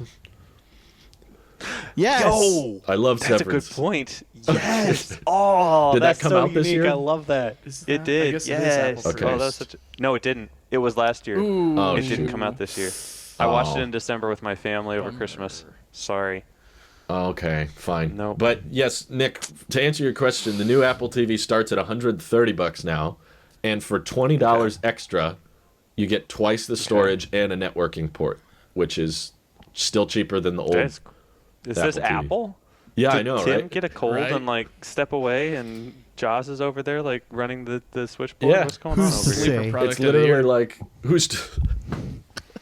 It's like I snuck in and designed it myself, basically.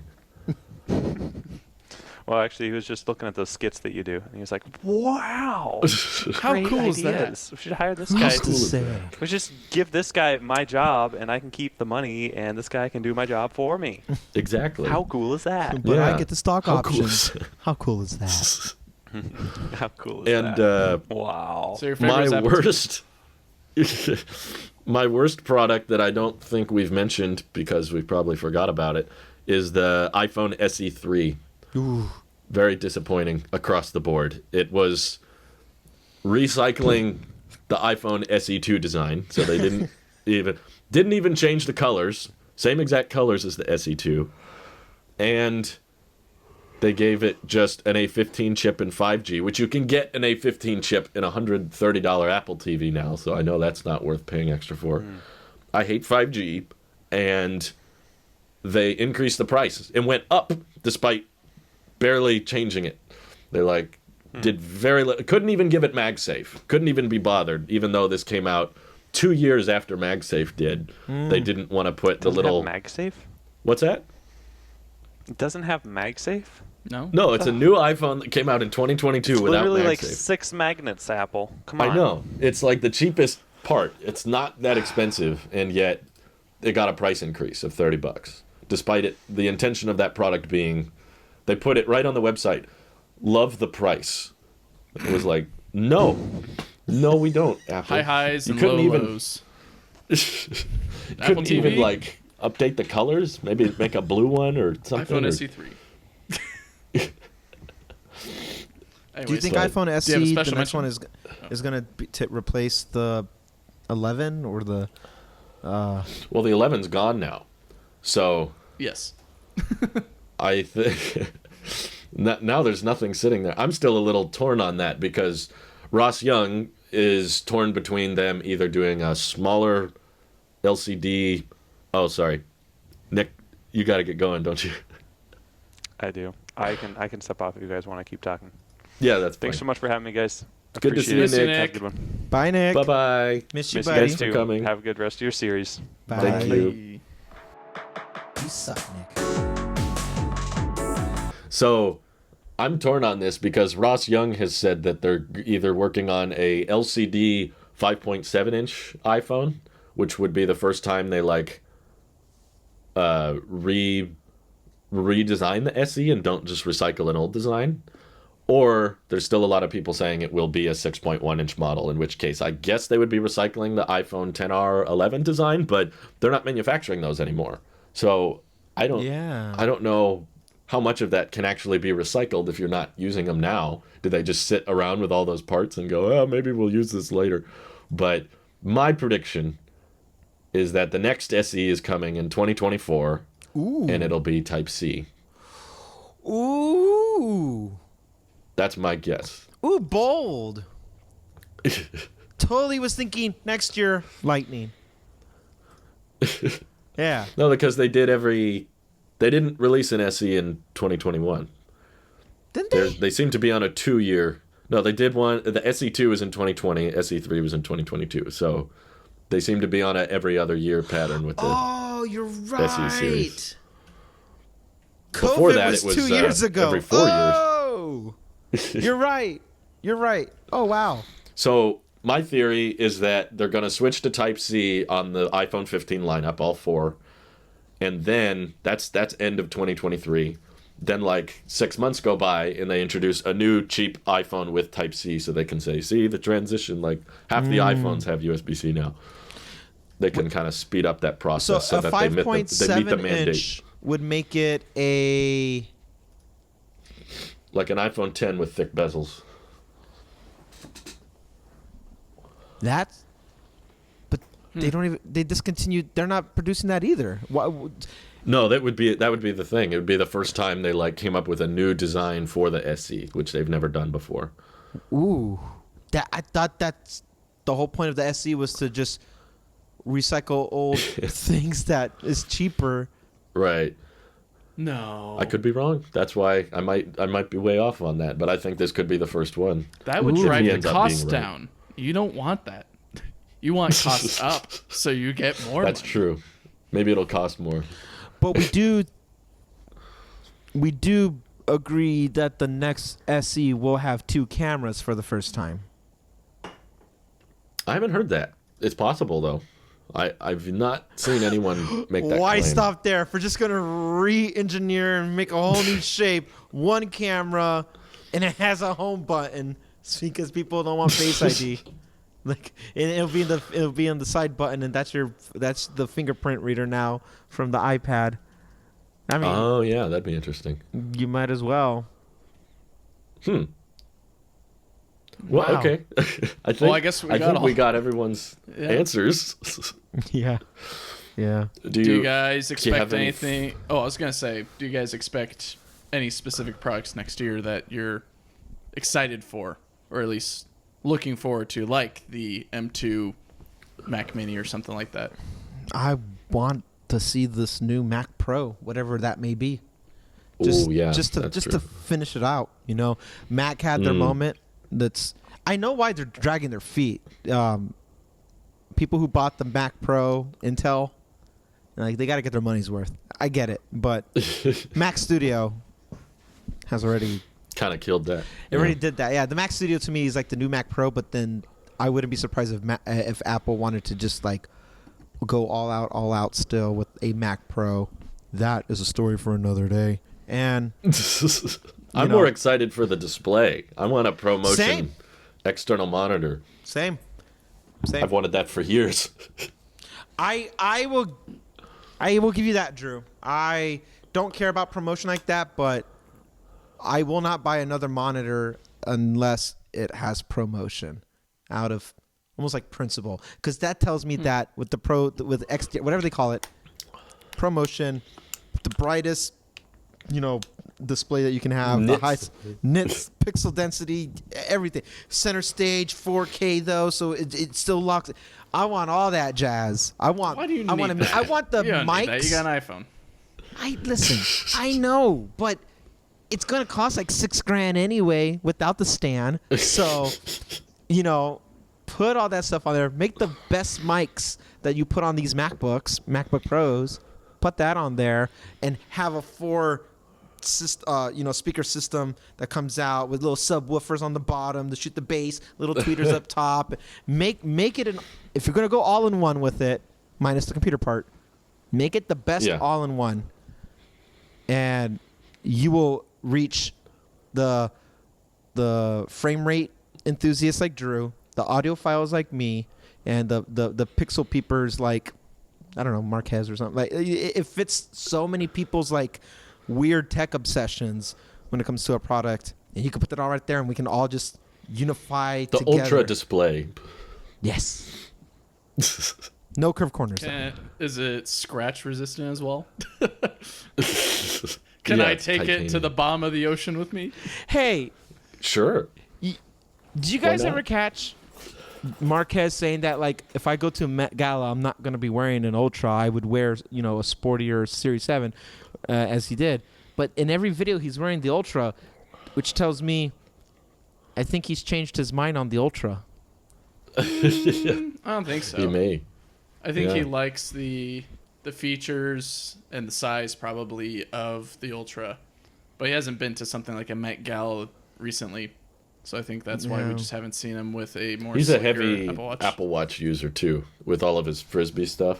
Is That- the He probably likes the battery.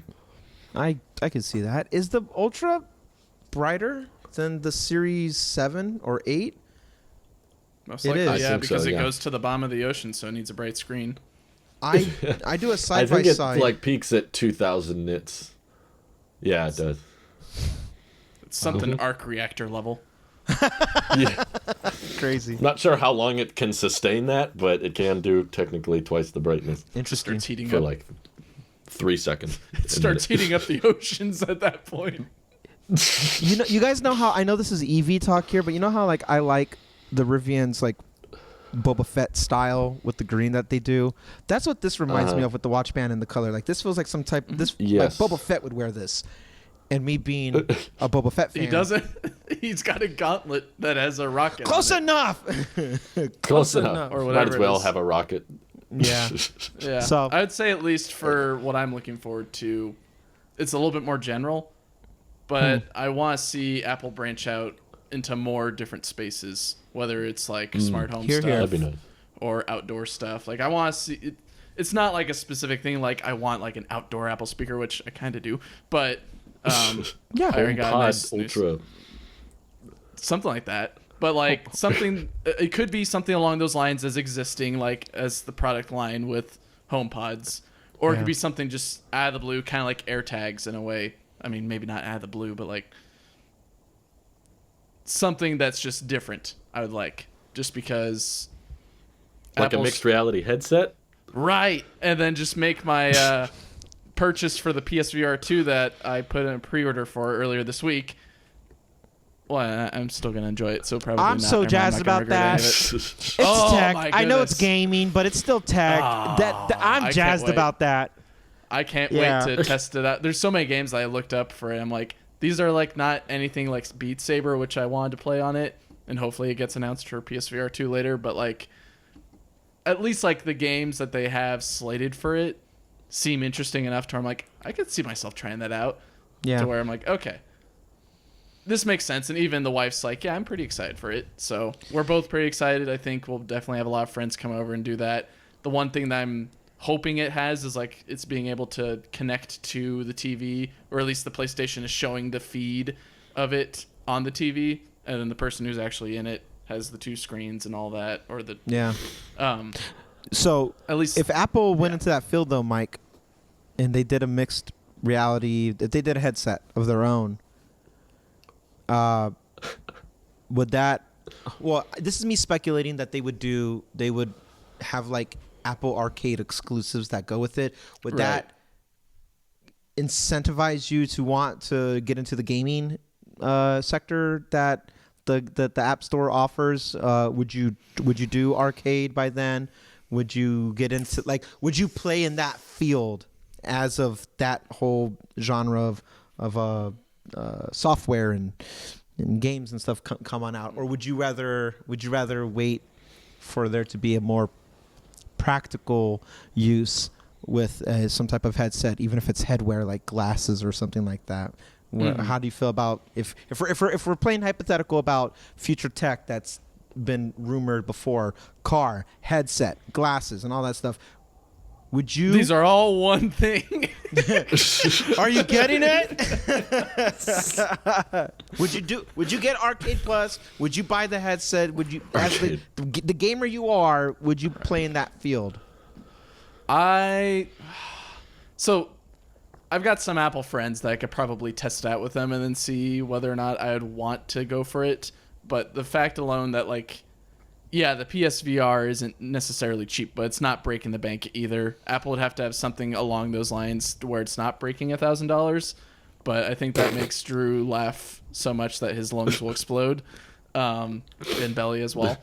So I don't foresee myself getting into the AR mixed reality Arcade Plus thing unless it had really good games on it. And Apple has shown that they've got some addicting mobile games, but nothing that's on the level that PlayStation and Xbox are producing, and I guess PC games as well, that those are producing today. They don't have God of War Ragnarok to back up that headset, and which no one really does. But I mean, at least PlayStation has Horizon Zero Dawn VR experience, and I totally forget the name of it, but it's its own game. Resident Evil as well. That as a developer, so Capcom doing their thing, porting it over to the VR thing, you can be more immersed with the horror games and stuff like that. So I would be interested, but I don't think I would be as interested as I am with the PSVR 2, because I've been waiting for that for 2 years. Because I heard, I think 2 years ago, that they're going to make the successor soon. I'm like, oh, cool. I wasn't really a fan of the big wands on the first one, but at least was it last year when I got to experience the DualSense for the first time on the PS5 controllers. I'm like, these are amazing. This is the future of gaming. Me being able, I guess an example is I've been playing Ghost of Tsushima, and there's some mechanics where you throw a grappling hook basically at a door with the right trigger, and then as soon as it goes and connects, the trigger starts pushing back at your right trigger, and then instructs you to hold the left trigger to start pulling, and then you feel a little bit of resistance right there. So you're it's great tactile feedback. It's awesome. And so bringing that to a VR experience, I think is near perfect of getting yourself more immersed versus whatever the Meta Quest is, where it's this kind of works. It vibrates the controllers sometimes and all that. It's so Mike, you bring up a point that I was actually leaning into. The second headset for PlayStation is now getting smaller. The tech is being more refined. Do you think Apple is waiting for that moment of maturity in that space where it's not going to be so cumbersome of this big old headgear like you're wearing a helmet for a spacecraft? Do you think when Apple does it, it has to be Apple-fied, elegant, like a soft mesh band that you would do with the AirPods Max? It goes over your head, but it goes behind your head, and it's futuristic, but not too futuristic where it becomes Google Glass and it completely bombs. It has to have a balance there. I feel,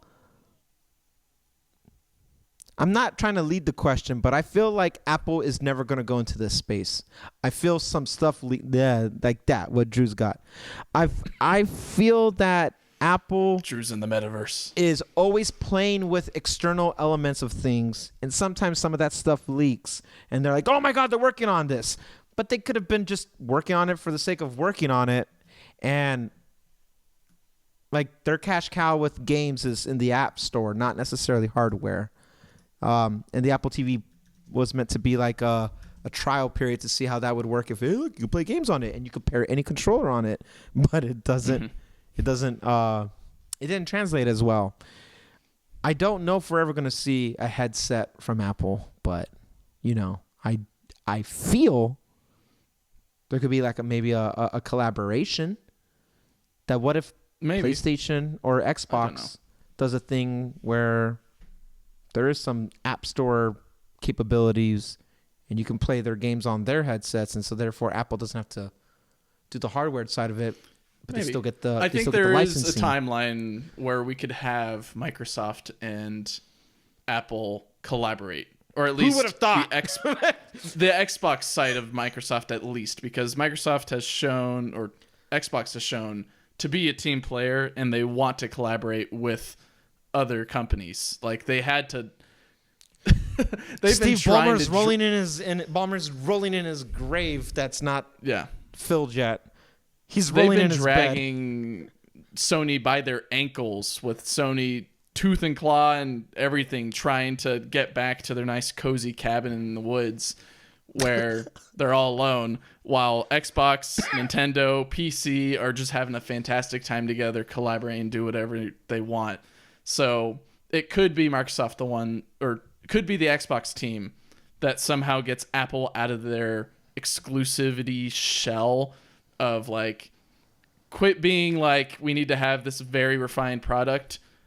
Let's just try to release this, bring some of the arcade games here, and we'll supply the hardware. Or maybe the other way around. Apple will supply the hardware. Microsoft will allow access to the xCloud and everything like that. Could be that. But to answer your question, yes, I do think Apple is waiting for that right time where the headset is light enough. So it's, and again, we don't really know what the headset is. We don't know whether it's going to be something like a PSVR 2 that's a big brick on your face, but slimmer because it's Apple.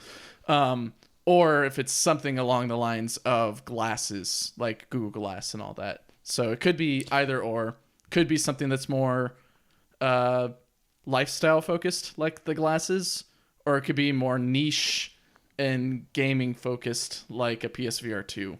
I'll be honest, like Mike. I was shocked of that being your thought, like your thought process there. I thought you were going to say that Apple's next product category would have been like a car. I thought you were going to say car, and that seems to be more, I wouldn't say lifestyle, but I guess lifestyle. I feel like gaming is so, you have to be a specific audience. You can't reach it, but maybe there's more money in it for the masses as a consumer thing, as opposed to dropping $80,000 on a car. It's a lot easier to make a headset for gaming than it is a car for the world. It's easier to update or do some type of every couple of years. There's a lot of more excuses that you can have versus a car where there's little to no excuses for QC, safety, and many other things. Yeah, it takes a lot of time and money. My cop-out answer is something I've already said. I think Drew said this too. I don't know. I don't want to speak for you, Drew, but I want them to do a dedicated camera. They show that they have the means to do it. I want the camera to be the best of the best to compete, maybe software-wise, to do whatever it can to compete with like the Communal or alike. Yeah, I mean, there was close-knit collaborations in a sense that played friendly with Blackmagic. They showed their interest with lenses and apertures and the software processing of it. I want that to go all in with it. I get that the smartphone is the best point and shoot, but what happens when you really kind of like go all out on it in the sense that here's the one for the creatives and blah blah blah blah blah. And we have cool software workarounds. I'm using Studio Light right now, but there's something cool with software fixing hardware problems that Apple seems to be very, very good at.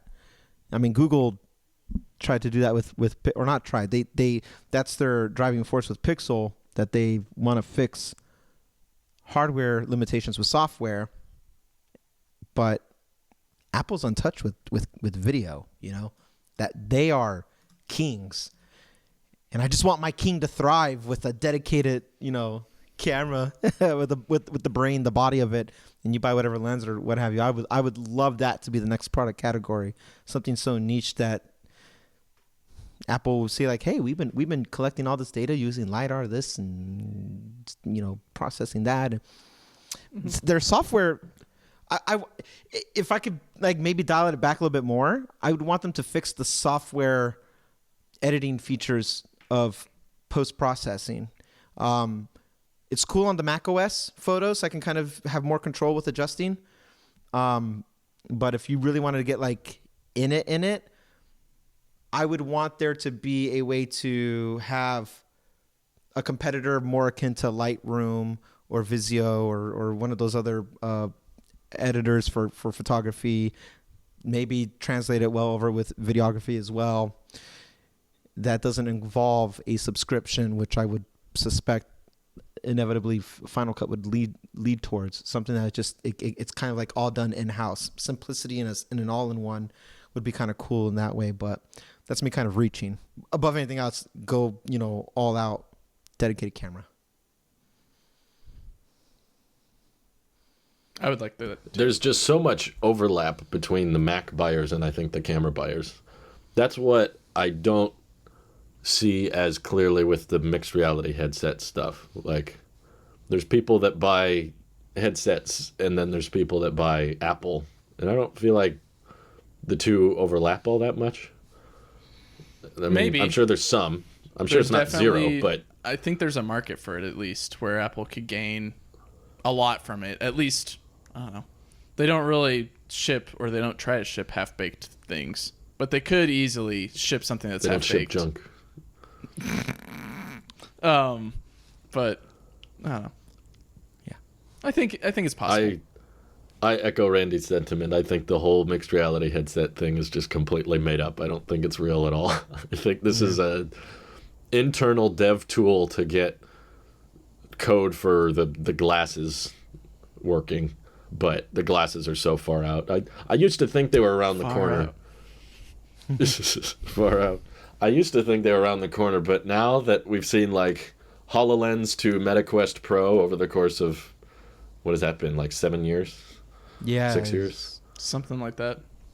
It's been a while, and it feels like the tech has not gotten much smaller or cheaper or that much more fashionable, because I think that's what Apple wants. I don't personally think they want to sell like a MetaQuest alternative that you can play arcade games with, because Apple Arcade, as far as I can tell, has been a big flop. That hasn't worked. And trying to convince people to buy, like, the rumors said it's going to be like a $3,000 headset. Even if it's half of that, then I don't think that's going to increase the uptick of arcade user. Like, Apple has to know through the App Store that the vast majority of money they make from gaming is ads on free apps that are passively played, and that's where all the money is. Not so much the buy our hardware, buy this AAA title. You know, other companies can make that work because they have a lot of exclusives, but Apple's kind of starting from scratch in the AAA gaming space. I mean, all they've got is sneaky Sasquatch and mini motorways, which I don't think translates to mixed reality that easily. So all I could picture when people are like, Apple's mixed reality headset is coming in early 2023, I'm like, what are they going to demo? Like Angry Birds AR? Be like, wow, Microsoft look. did it with Minecraft, so I think they could easily And how do it did with that Angry go? Birds. 2016. You can't even hear me. 2016. I could yeah, hear right. you. Well, I saw the mic not light up when I was making the Angry Bird noise, and so it just was like I saw, and you just see me going without me making the noise. Discord's funny. Anyway, yeah. That's beautiful. Well, do we want to end on a big note for the wrap up of Series 6 as a whole? I mean, it's relevant. Okay. I think you guys have a lot more to say about the T word. Oh no. Tim Cook. Tailosive. Tailosive? That's me. That's you. But I know, like, just for the record, everybody, Randy, off the record, texted me last night saying, I really need to talk about Twitter. He, like, doubled down on it. And I was like, okay, I'm excited to hear this because I don't have a lot of passion. But I think Mike also has some thoughts, too. It Listen. kind of hits close, but yeah. You can start out, Randy. I'm just going to listen. You can love or hate Elon. Many do. It means absolutely nothing for the infrastructure that's already been established over now, almost 2 decades of Twitter's existence. And we've talked about this in a more philosophical sense episodes ago, but people love to have a bad guy, love to have a villain. And there has to always be for some reason in media, everybody has an agenda. Everyone has a narrative. And we are like moths to the flame. We like to go towards what's that over there? I mean, why did we stop talking about Ukraine so passionately? Remember when Joe Rogan was a bad guy? Now Trump has announced his candidacy, and it'll be a matter of time before he says something ridiculous. And people want to talk about that on True Social, because quite frankly, and now we have another guy. But it's all entertainment. It's all cultural noise. It means nothing for the fact that, like, Twitter, I feel Twitter is bigger than a single entity, bigger than a single person. It was around before Elon, and I don't think Elon was meant to be the final person for Twitter. But I do not buy the hype for the sake of clicks or getting you to watch a video of doom and gloom. Twitter's on fire because, like, you know what?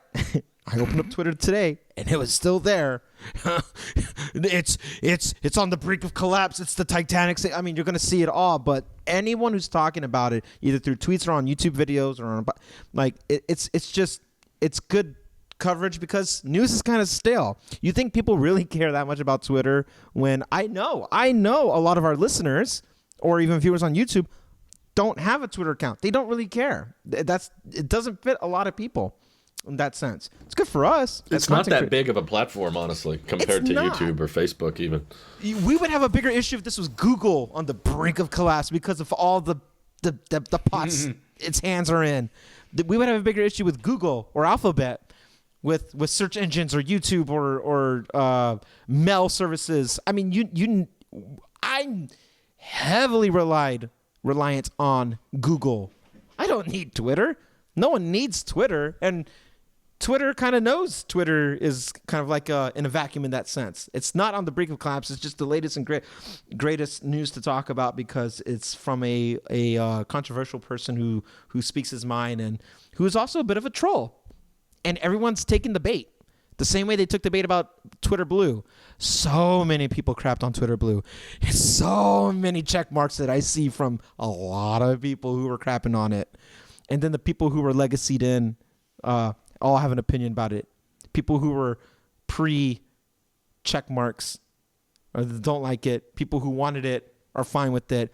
But then celebrities or actual public figures, elected officials or news media, people who are bigger than just YouTube, haven't really said anything about it, don't really care because they got bigger things to focus on because Twitter is not that dire or important. Like Tim Cook. Like Tim Cook. Listen. He keeps on tweeting. Like nothing's changed. When Timmy Cook or whatever Nick said goes away, then I'll be like, uh-oh. Where there's smoke, there's fire. This is just partisan, controversial. Let's focus on this guy because he controls my account. Like you would think it's end of days. Like, no, the Titanic was a big deal. Twitter, not a big deal. every news publication. I mean, Drew, you said this perfectly. Most tweets are just links bringing you to some routes. These publications will still have their publications going. If Twitter was to go away, you're still going to get news articles from The Verge, Mac Rumors, whatever, Wall Street Journal. It's all going to be there. It's fine.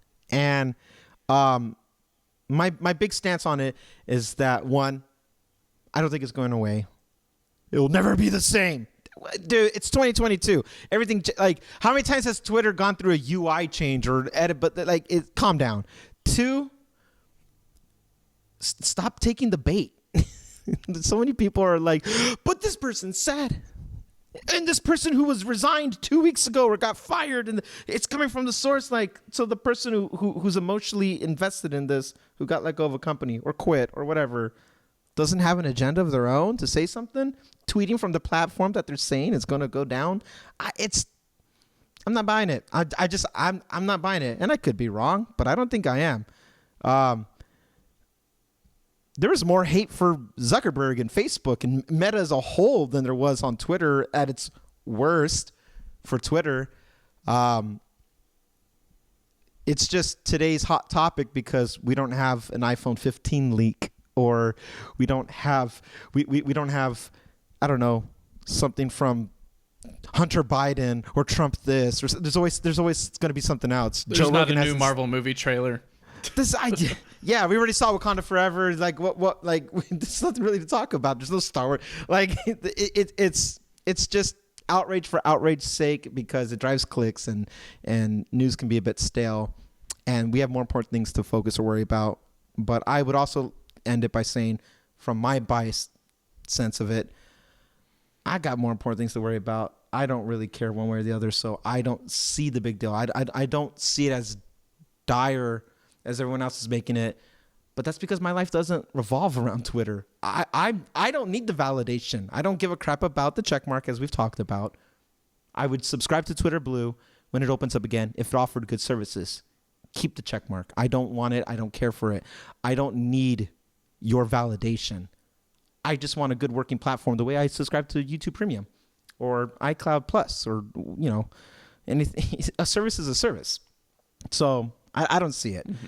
Does that mean Twitter's losing money or not losing money? I'm sure they are and all that. Like, I get that part, but that's Elon's problem. It's privately owned. That has nothing to do with the servers or the maintenance or the this and that. Like, that has nothing to do with the day-to-day. That's not our problem. But it's losing money. So who cares? It's fine. I still get ads unless you use the Mac app. Like, I don't care. None of that matters.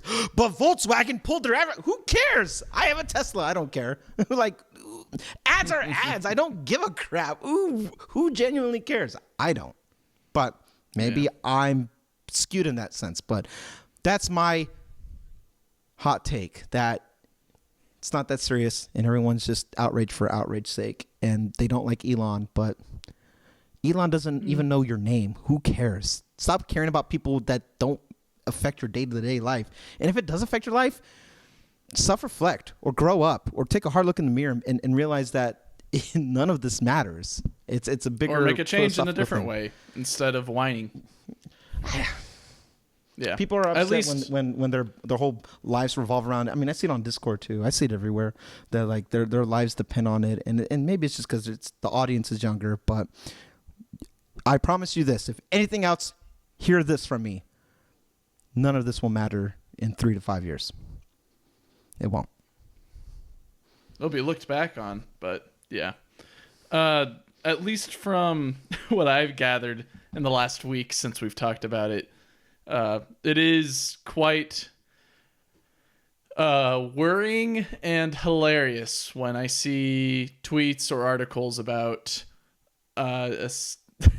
people getting locked in / out of Twitter HQ or other Twitter offices in the Bay Area just because the badging guy got fired for some reason. No clue why he got fired, but then gets called back from Elon saying, "Hey, could you come back and unlock the door for us, please?" Stuff like that is both like, why was this guy fired in the first place? But then also funny in the regards to like just the comedy of the situation. People can't leave because the badge guy isn't there anymore, and so you're just locked out. There's nothing you can do. Stuff like that. I've seen, at least from what I've observed, many people, like you said, it's drama for drama's sake. There's people who get very emotionally excited over it.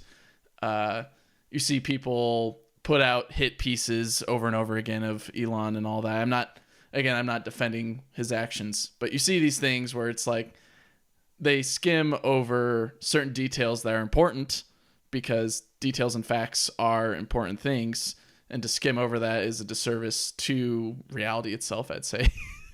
But to carve your own, or gerrymander your own message out of something that isn't actually reality is more worrisome than what's going on with Twitter right now. And I think people are perfectly valid to have their own feelings and opinions. And if they have a certain feeling towards what's going on at Twitter, they're more than welcome to voice their opinion online, because free speech and all that, you're able to say what you want, and whether it's morally or socially good or bad is to be determined. But at least you have that platform right now. It would be a bummer if it does go away. I definitely recognize that if Twitter does go away today, perchance, it would be a loss, in my opinion, because it's a site that does garner topics and relatable content very quickly, and people are able to connect very quickly as well, and you're able to share information at rapid speeds compared to trying to find something on Instagram or WhatsApp or anything else. Like, a little bit tougher and not as approachable and widespread as Twitter is today. So I definitely do see the value in Twitter, and it is worrisome when all these hirings and firings happen in quick successions, whether it's some technique that some people are trying to kind of excuse / analyze / identify that Elon and the Twitter team is trying to do, some 90%, 10% hiring, firing thing, or whether it's just rolling the dice. Have you done anything good today? Yes, I did this. You're fired then. Stuff like that. Who knows? But it is worrying. I definitely agree. But I don't think, like Randy said, it's the end of the world. Mike? They're all... Is Twitter a monopoly? Is Twitter a monopoly? No, it is not. I would say Twitter has special features that other sites have tried to emulate and or can't. And it definitely has a way of spreading information and putting things out on the internet that some other sites have not captured. So it does make it somewhat of like what a monopoly is. It's kind of capitalizing on something that no one else can really emulate or reproduce successfully, but I guess that's business. Anyways, putting aside the definition, no, it's not. It's just another company. It's just another Meta. It's just another YouTube. It's just another Facebook. That's part of Meta. It's just another MySpace. The size of it, like you guys highlighted, isn't as huge as many think. But that does not diminish, in my opinion, the importance of the site as it is, or as it was months ago, or as it is today. I think there is value in Twitter. And I do think if there is updates to be had, this is a very entertaining way to see it go through in the way that it has. And I probably wouldn't have it any other way, because it's sad yet hilarious seeing what things happen, and it's terrible that people are losing their jobs. But maybe that's just not the right job. Silicon Valley used to stand as an area where you work crazy hours, you work really hard, and you make some really cool stuff. And it's kind of nestled down into more of a pillow where people can easily kind of just jump in, fill out a job, because there's jobs everywhere. And you put in your 9 to 5 and that's it for the day. You don't have to think about anything else. And some people live like that and some people don't. But then you see places like Austin start springing up as the next Silicon Valley in a way.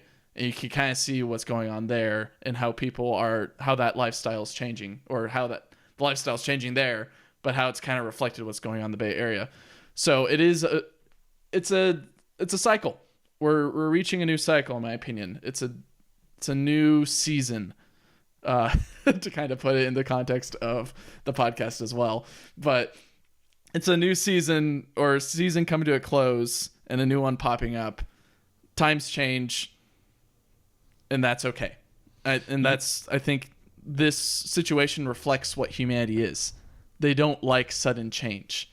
They abhor change in rapid succession. That's why there's many different, what am I trying to say? There's many topics that you can see that reflected in, whether it's spacecraft or politics or science or socioeconomics, stuff like that. You don't see rapid change. It's usually very slow. And you get people like Elon Musk that try to usher it quicker, which causes more of an uproar. So there is it's dangerous to be complacent. And there's a certain atmosphere when it comes to established presence online, where there's a level of complacency. And complacency, I think, is only a matter of time before then that your relevancy, whatever it may be in an industry, dies out. And then you have disruptors like Elon, like Steve Jobs. You have people who will be remembered long after they're gone because they weren't complacent. And Elon Musk is a brilliant man. I don't like Elon personally. I don't say that out loud, but now I do. I don't agree with him. I don't like his approach to a lot of things, but he is a pivotal person in everything that he's involved with, that he invested. And people say he got lucky on PayPal. He got lucky on Tesla. He got then crap. I'd rather be lucky than good. I always say that. But that's a lot of luck for everything that he's in. And not everything panned out. Not everything he did was an immediate success, and everything has a slow burn. We don't know what's going to happen with the Boring Company. We don't know what's going to happen with Neuralink. But the fact that, someone who is a disruptor like him in these sectors, when you rock the boat, you cause waves, and it gets messy. It's sad that people lose their jobs, and it's sad that they can't work from home. So that's something I don't agree with personally, but it's not my business, not my company, not my problem.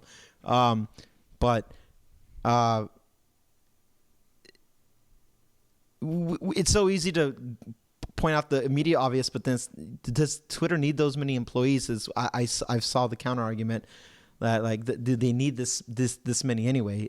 What can we do differently to stop the hemorrhaging?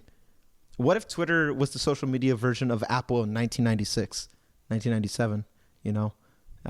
They were dying quick, and there was abrupt cutoffs, layoffs, and Steve Jobs was the devil for closing almost every. They made printers and all these I lost my job and all that, and then its brightest years came afterwards. Now social media. I think there's an inherent evil element to social media, but there is also some necessity to it. So I wouldn't say brighter years are ahead, but it has to adapt and adjust. And I agree, Twitter's not a monopoly. So adapting is the only way for survival. Because Twitter doesn't do anything that Reddit can't offer when it comes to news or breaking news, and people go on Reddit a lot. The video element or quick highlight news and stuff like that has been replaced by Snapchat, TikTok, YouTube Shorts, and Instagram Reels. Even how we consume quick media has changed. And if you're trying to just be ahead of the trend or be part of the trend, inevitably things have to change anyway. Otherwise, you become Facebook. And Facebook is a dinosaur. It's big by relevancy of personnel on it, but it doesn't have anything to offer Gen Z and then following generations to come. Not yet. And Facebook just buys later companies anyway. Elon is just the person version of Facebook. So he bought Twitter, and people don't agree with it. But hey, my stance, if we were to control it in our own way, it should be a public utility. It should be regulated the same as well. That's my belief, that no one person owns it. But does that fix the problems? No. I mean, there's the fact that the app is going to break or crash or now, soon because certain key people are not in it. I mean, to quote a famous person, who's to say? It's right. It's not as doom and gloom. It's easy to. We love news. Doesn't sell when it's good news. It's always bad news. This crypto exchange is crashing. This election is rigged. This social media is that. This podcaster saying this, and Spotify won't let him go. Like, we love drama because we're just maybe people are just bored in their lives. Ooh, it's like a beautiful train crash. You can't every car dun dun dun dun. You just can't help but watch, feeling mortified. Oh my god, dun dun dun dun. That's what this feels like. That people want it to be that. People are like, I can't believe we do this, but people want Twitter to fail. They want to be right about it, so they can so they can sit on their pedestal with their empty platitudes about like, this is why I'm. Because then they can use that as I was right about that and sit on that thing. But they want people who say, I can't believe this is happening. Twitter was doing. They want Twitter to fail. I promise you that they want it to fail. Because I might hold certain sentiments about the person in charge, but you would never see me talk the way I do, the way they do about the platform, almost like eagerly foaming at the mouth about the explosion that's happening or an implosion. If you really cared about something, you would want the best for it. And I don't know, you're trying to manifest that future.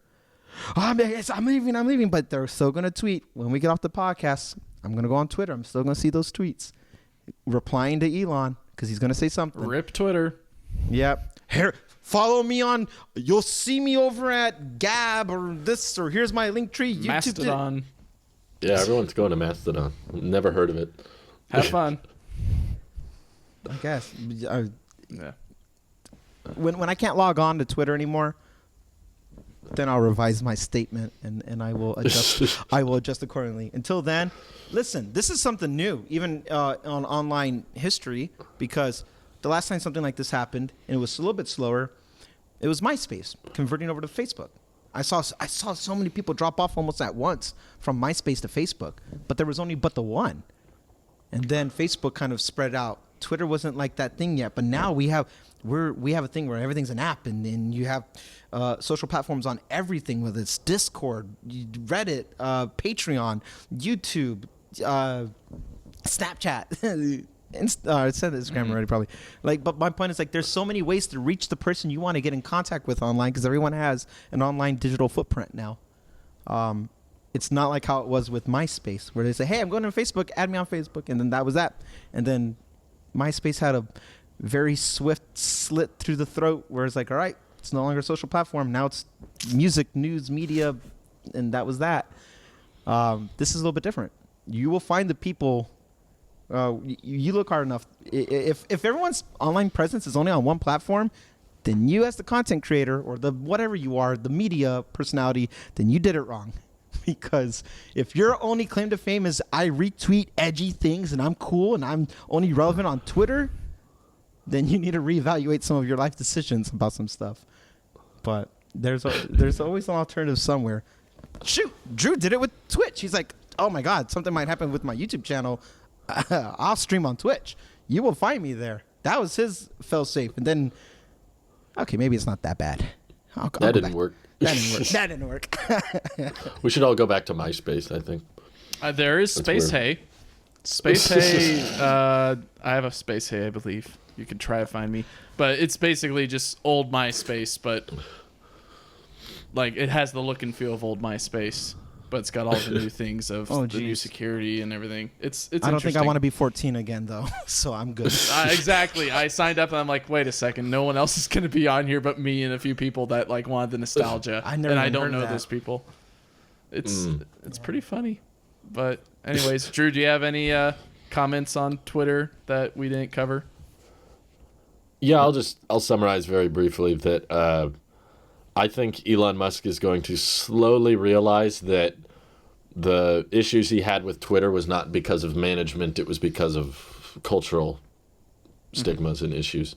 I think he tweeted while we were recording this something that I thought was funny. He was saying, what was it? He said, new Twitter policy is freedom of speech, but not freedom of reach.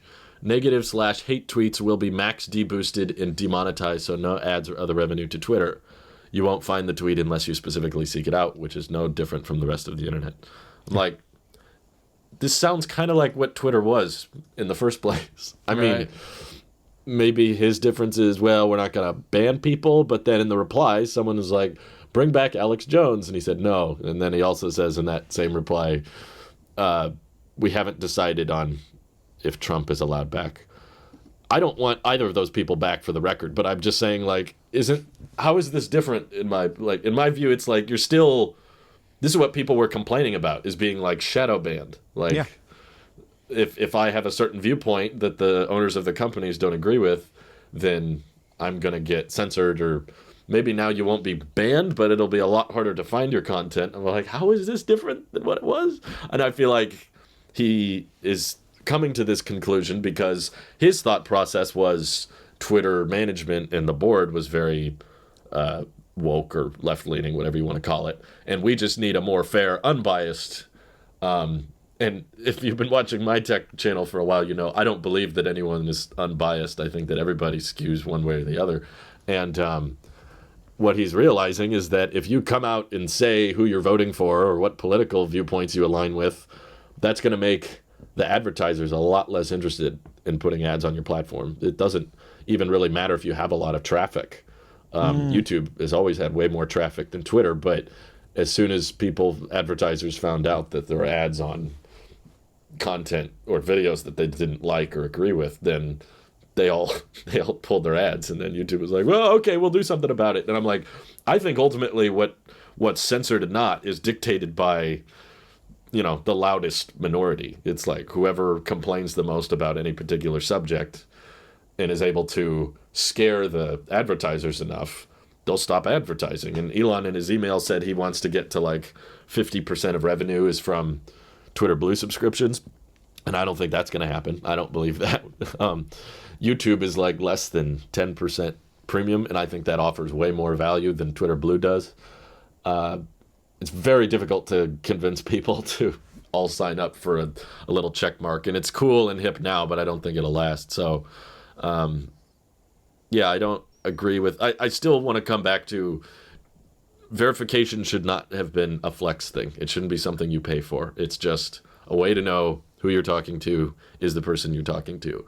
And that fundamental incorrect view of Twitter Blue that Elon had, I think, is going to make him realize that more and more it's going to be like, well, if you use some kind of hateful speech, then you won't be monetized. And it's like, well, I thought that was what freedom of speech was supposed to combat. I thought you were advocating, not that I side one way or the other. I'm just saying it seems hypocritical to me to say we're going to allow freedom of speech and everybody can say what they want. But now it's like, well, actually, if you say too many things I don't like, then this is a big circle. But I ultimately agree. I don't think people like to leave platforms very easily. That's what my whole move to Twitch lesson was about, was even if the platform's better, doesn't matter. It's like people don't want to download another app. They want to stay where they are. And I think that's why we're seeing so many people complain about Twitter on Twitter, is because they don't want to leave. Excuse me. So I don't think it'll go anywhere, but I too also don't think it's a monopoly. I think YouTube, if anybody, could replicate Twitter's features very easily with the community tab, and it's easy to replace, but it is, I agree, fascinating to watch someone who has accomplished so much in the engineering field try to do social media, because I still don't think anybody really knows how to successfully run a social media company. It's always been kind of a train wreck for everybody, major you can imagine.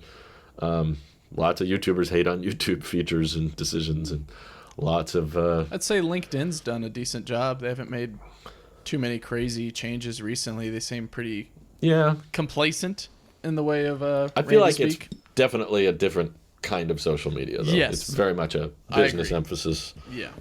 But still, I'd say it's pretty successful in the Business way that media. it works, because you have many people checking that to see, is this guy for real? What have they done previously? And then it's a nice little gateway. So it's a nice little like verified proof, which shows merit for at least LinkedIn. But yeah. Sure. Well, guys, we made it to the end. You made it to the end if you're hearing this. You made it to the end, Drew. There's gonna be a lot of change by the next time we all see you next year. Randy's gonna be a father and maybe I'm gonna be a 14 missing half Pro my owner. face. We won't talk about that. He's gonna get run over. I'll hopefully not be sick. We'll see. But thank you all for joining us for this Thank you, everyone. long excursion down the Twitter world. It's been my favorite season yet. I would say. Just because I'm here, thank you, Randy. I appreciate that so I don't know. much. Just for Mike. There's a level of I don't know. There certain seasons we've had huge growth and stuff like that, but I look back at the year, I look back at our podcast season, and this one has been a lot of fun. Maybe personally because it just kind of kept me grounded. I'm not too sure, but I've had a lot of fun this year. It might also be the sense that maybe because we're not growing at big numbers anymore, the people who are here, like that matters to me more than casual drifters, I guess. So Yeah. I like seeing familiar names in the comment sections on YouTube, or like when I go look at every now and then I read the reviews on the apps or whatever. But there's something refined or matured about the system in place now that made me go, yeah, no headaches. This is cool. I like this. This is awesome. That's awesome. So, yeah. Right. Thank you all for listening. I wanted to also and for put watching. a nice thank you to you guys as well for including me. My three-quarter season, I guess. I forget when I joined on the tech podcast. But I appreciate everyone putting up with my ignorant butt and trying to understand everything Apple as best as I can and everything else in the tech world. I know gaming a decent bit, but that's kind of tech adjacent at times. But I appreciate everyone for fair. welcoming me with open ears. And hopefully, if I'm still here next year, if I don't lose the rest of my body when I lose half my face, that I can provide a better experience for 2023 or season 6. 7. What season are we on? We're Series 7 Series Okay. 7 next year. Serious. Wow. which means we have to have a wider screen ratio. We'll have curved edges. We'll have Nick work on it. Nick will be the PR guy get fatter. on that. He'll figure it out. I'll get Yeah, fatter for the curved exactly. edges. There you go. Thanks, everyone. Have a great rest of your year. Bye-bye. Bye, guys. Happy holidays. Wait, what series are we? Are we on series 5? 6.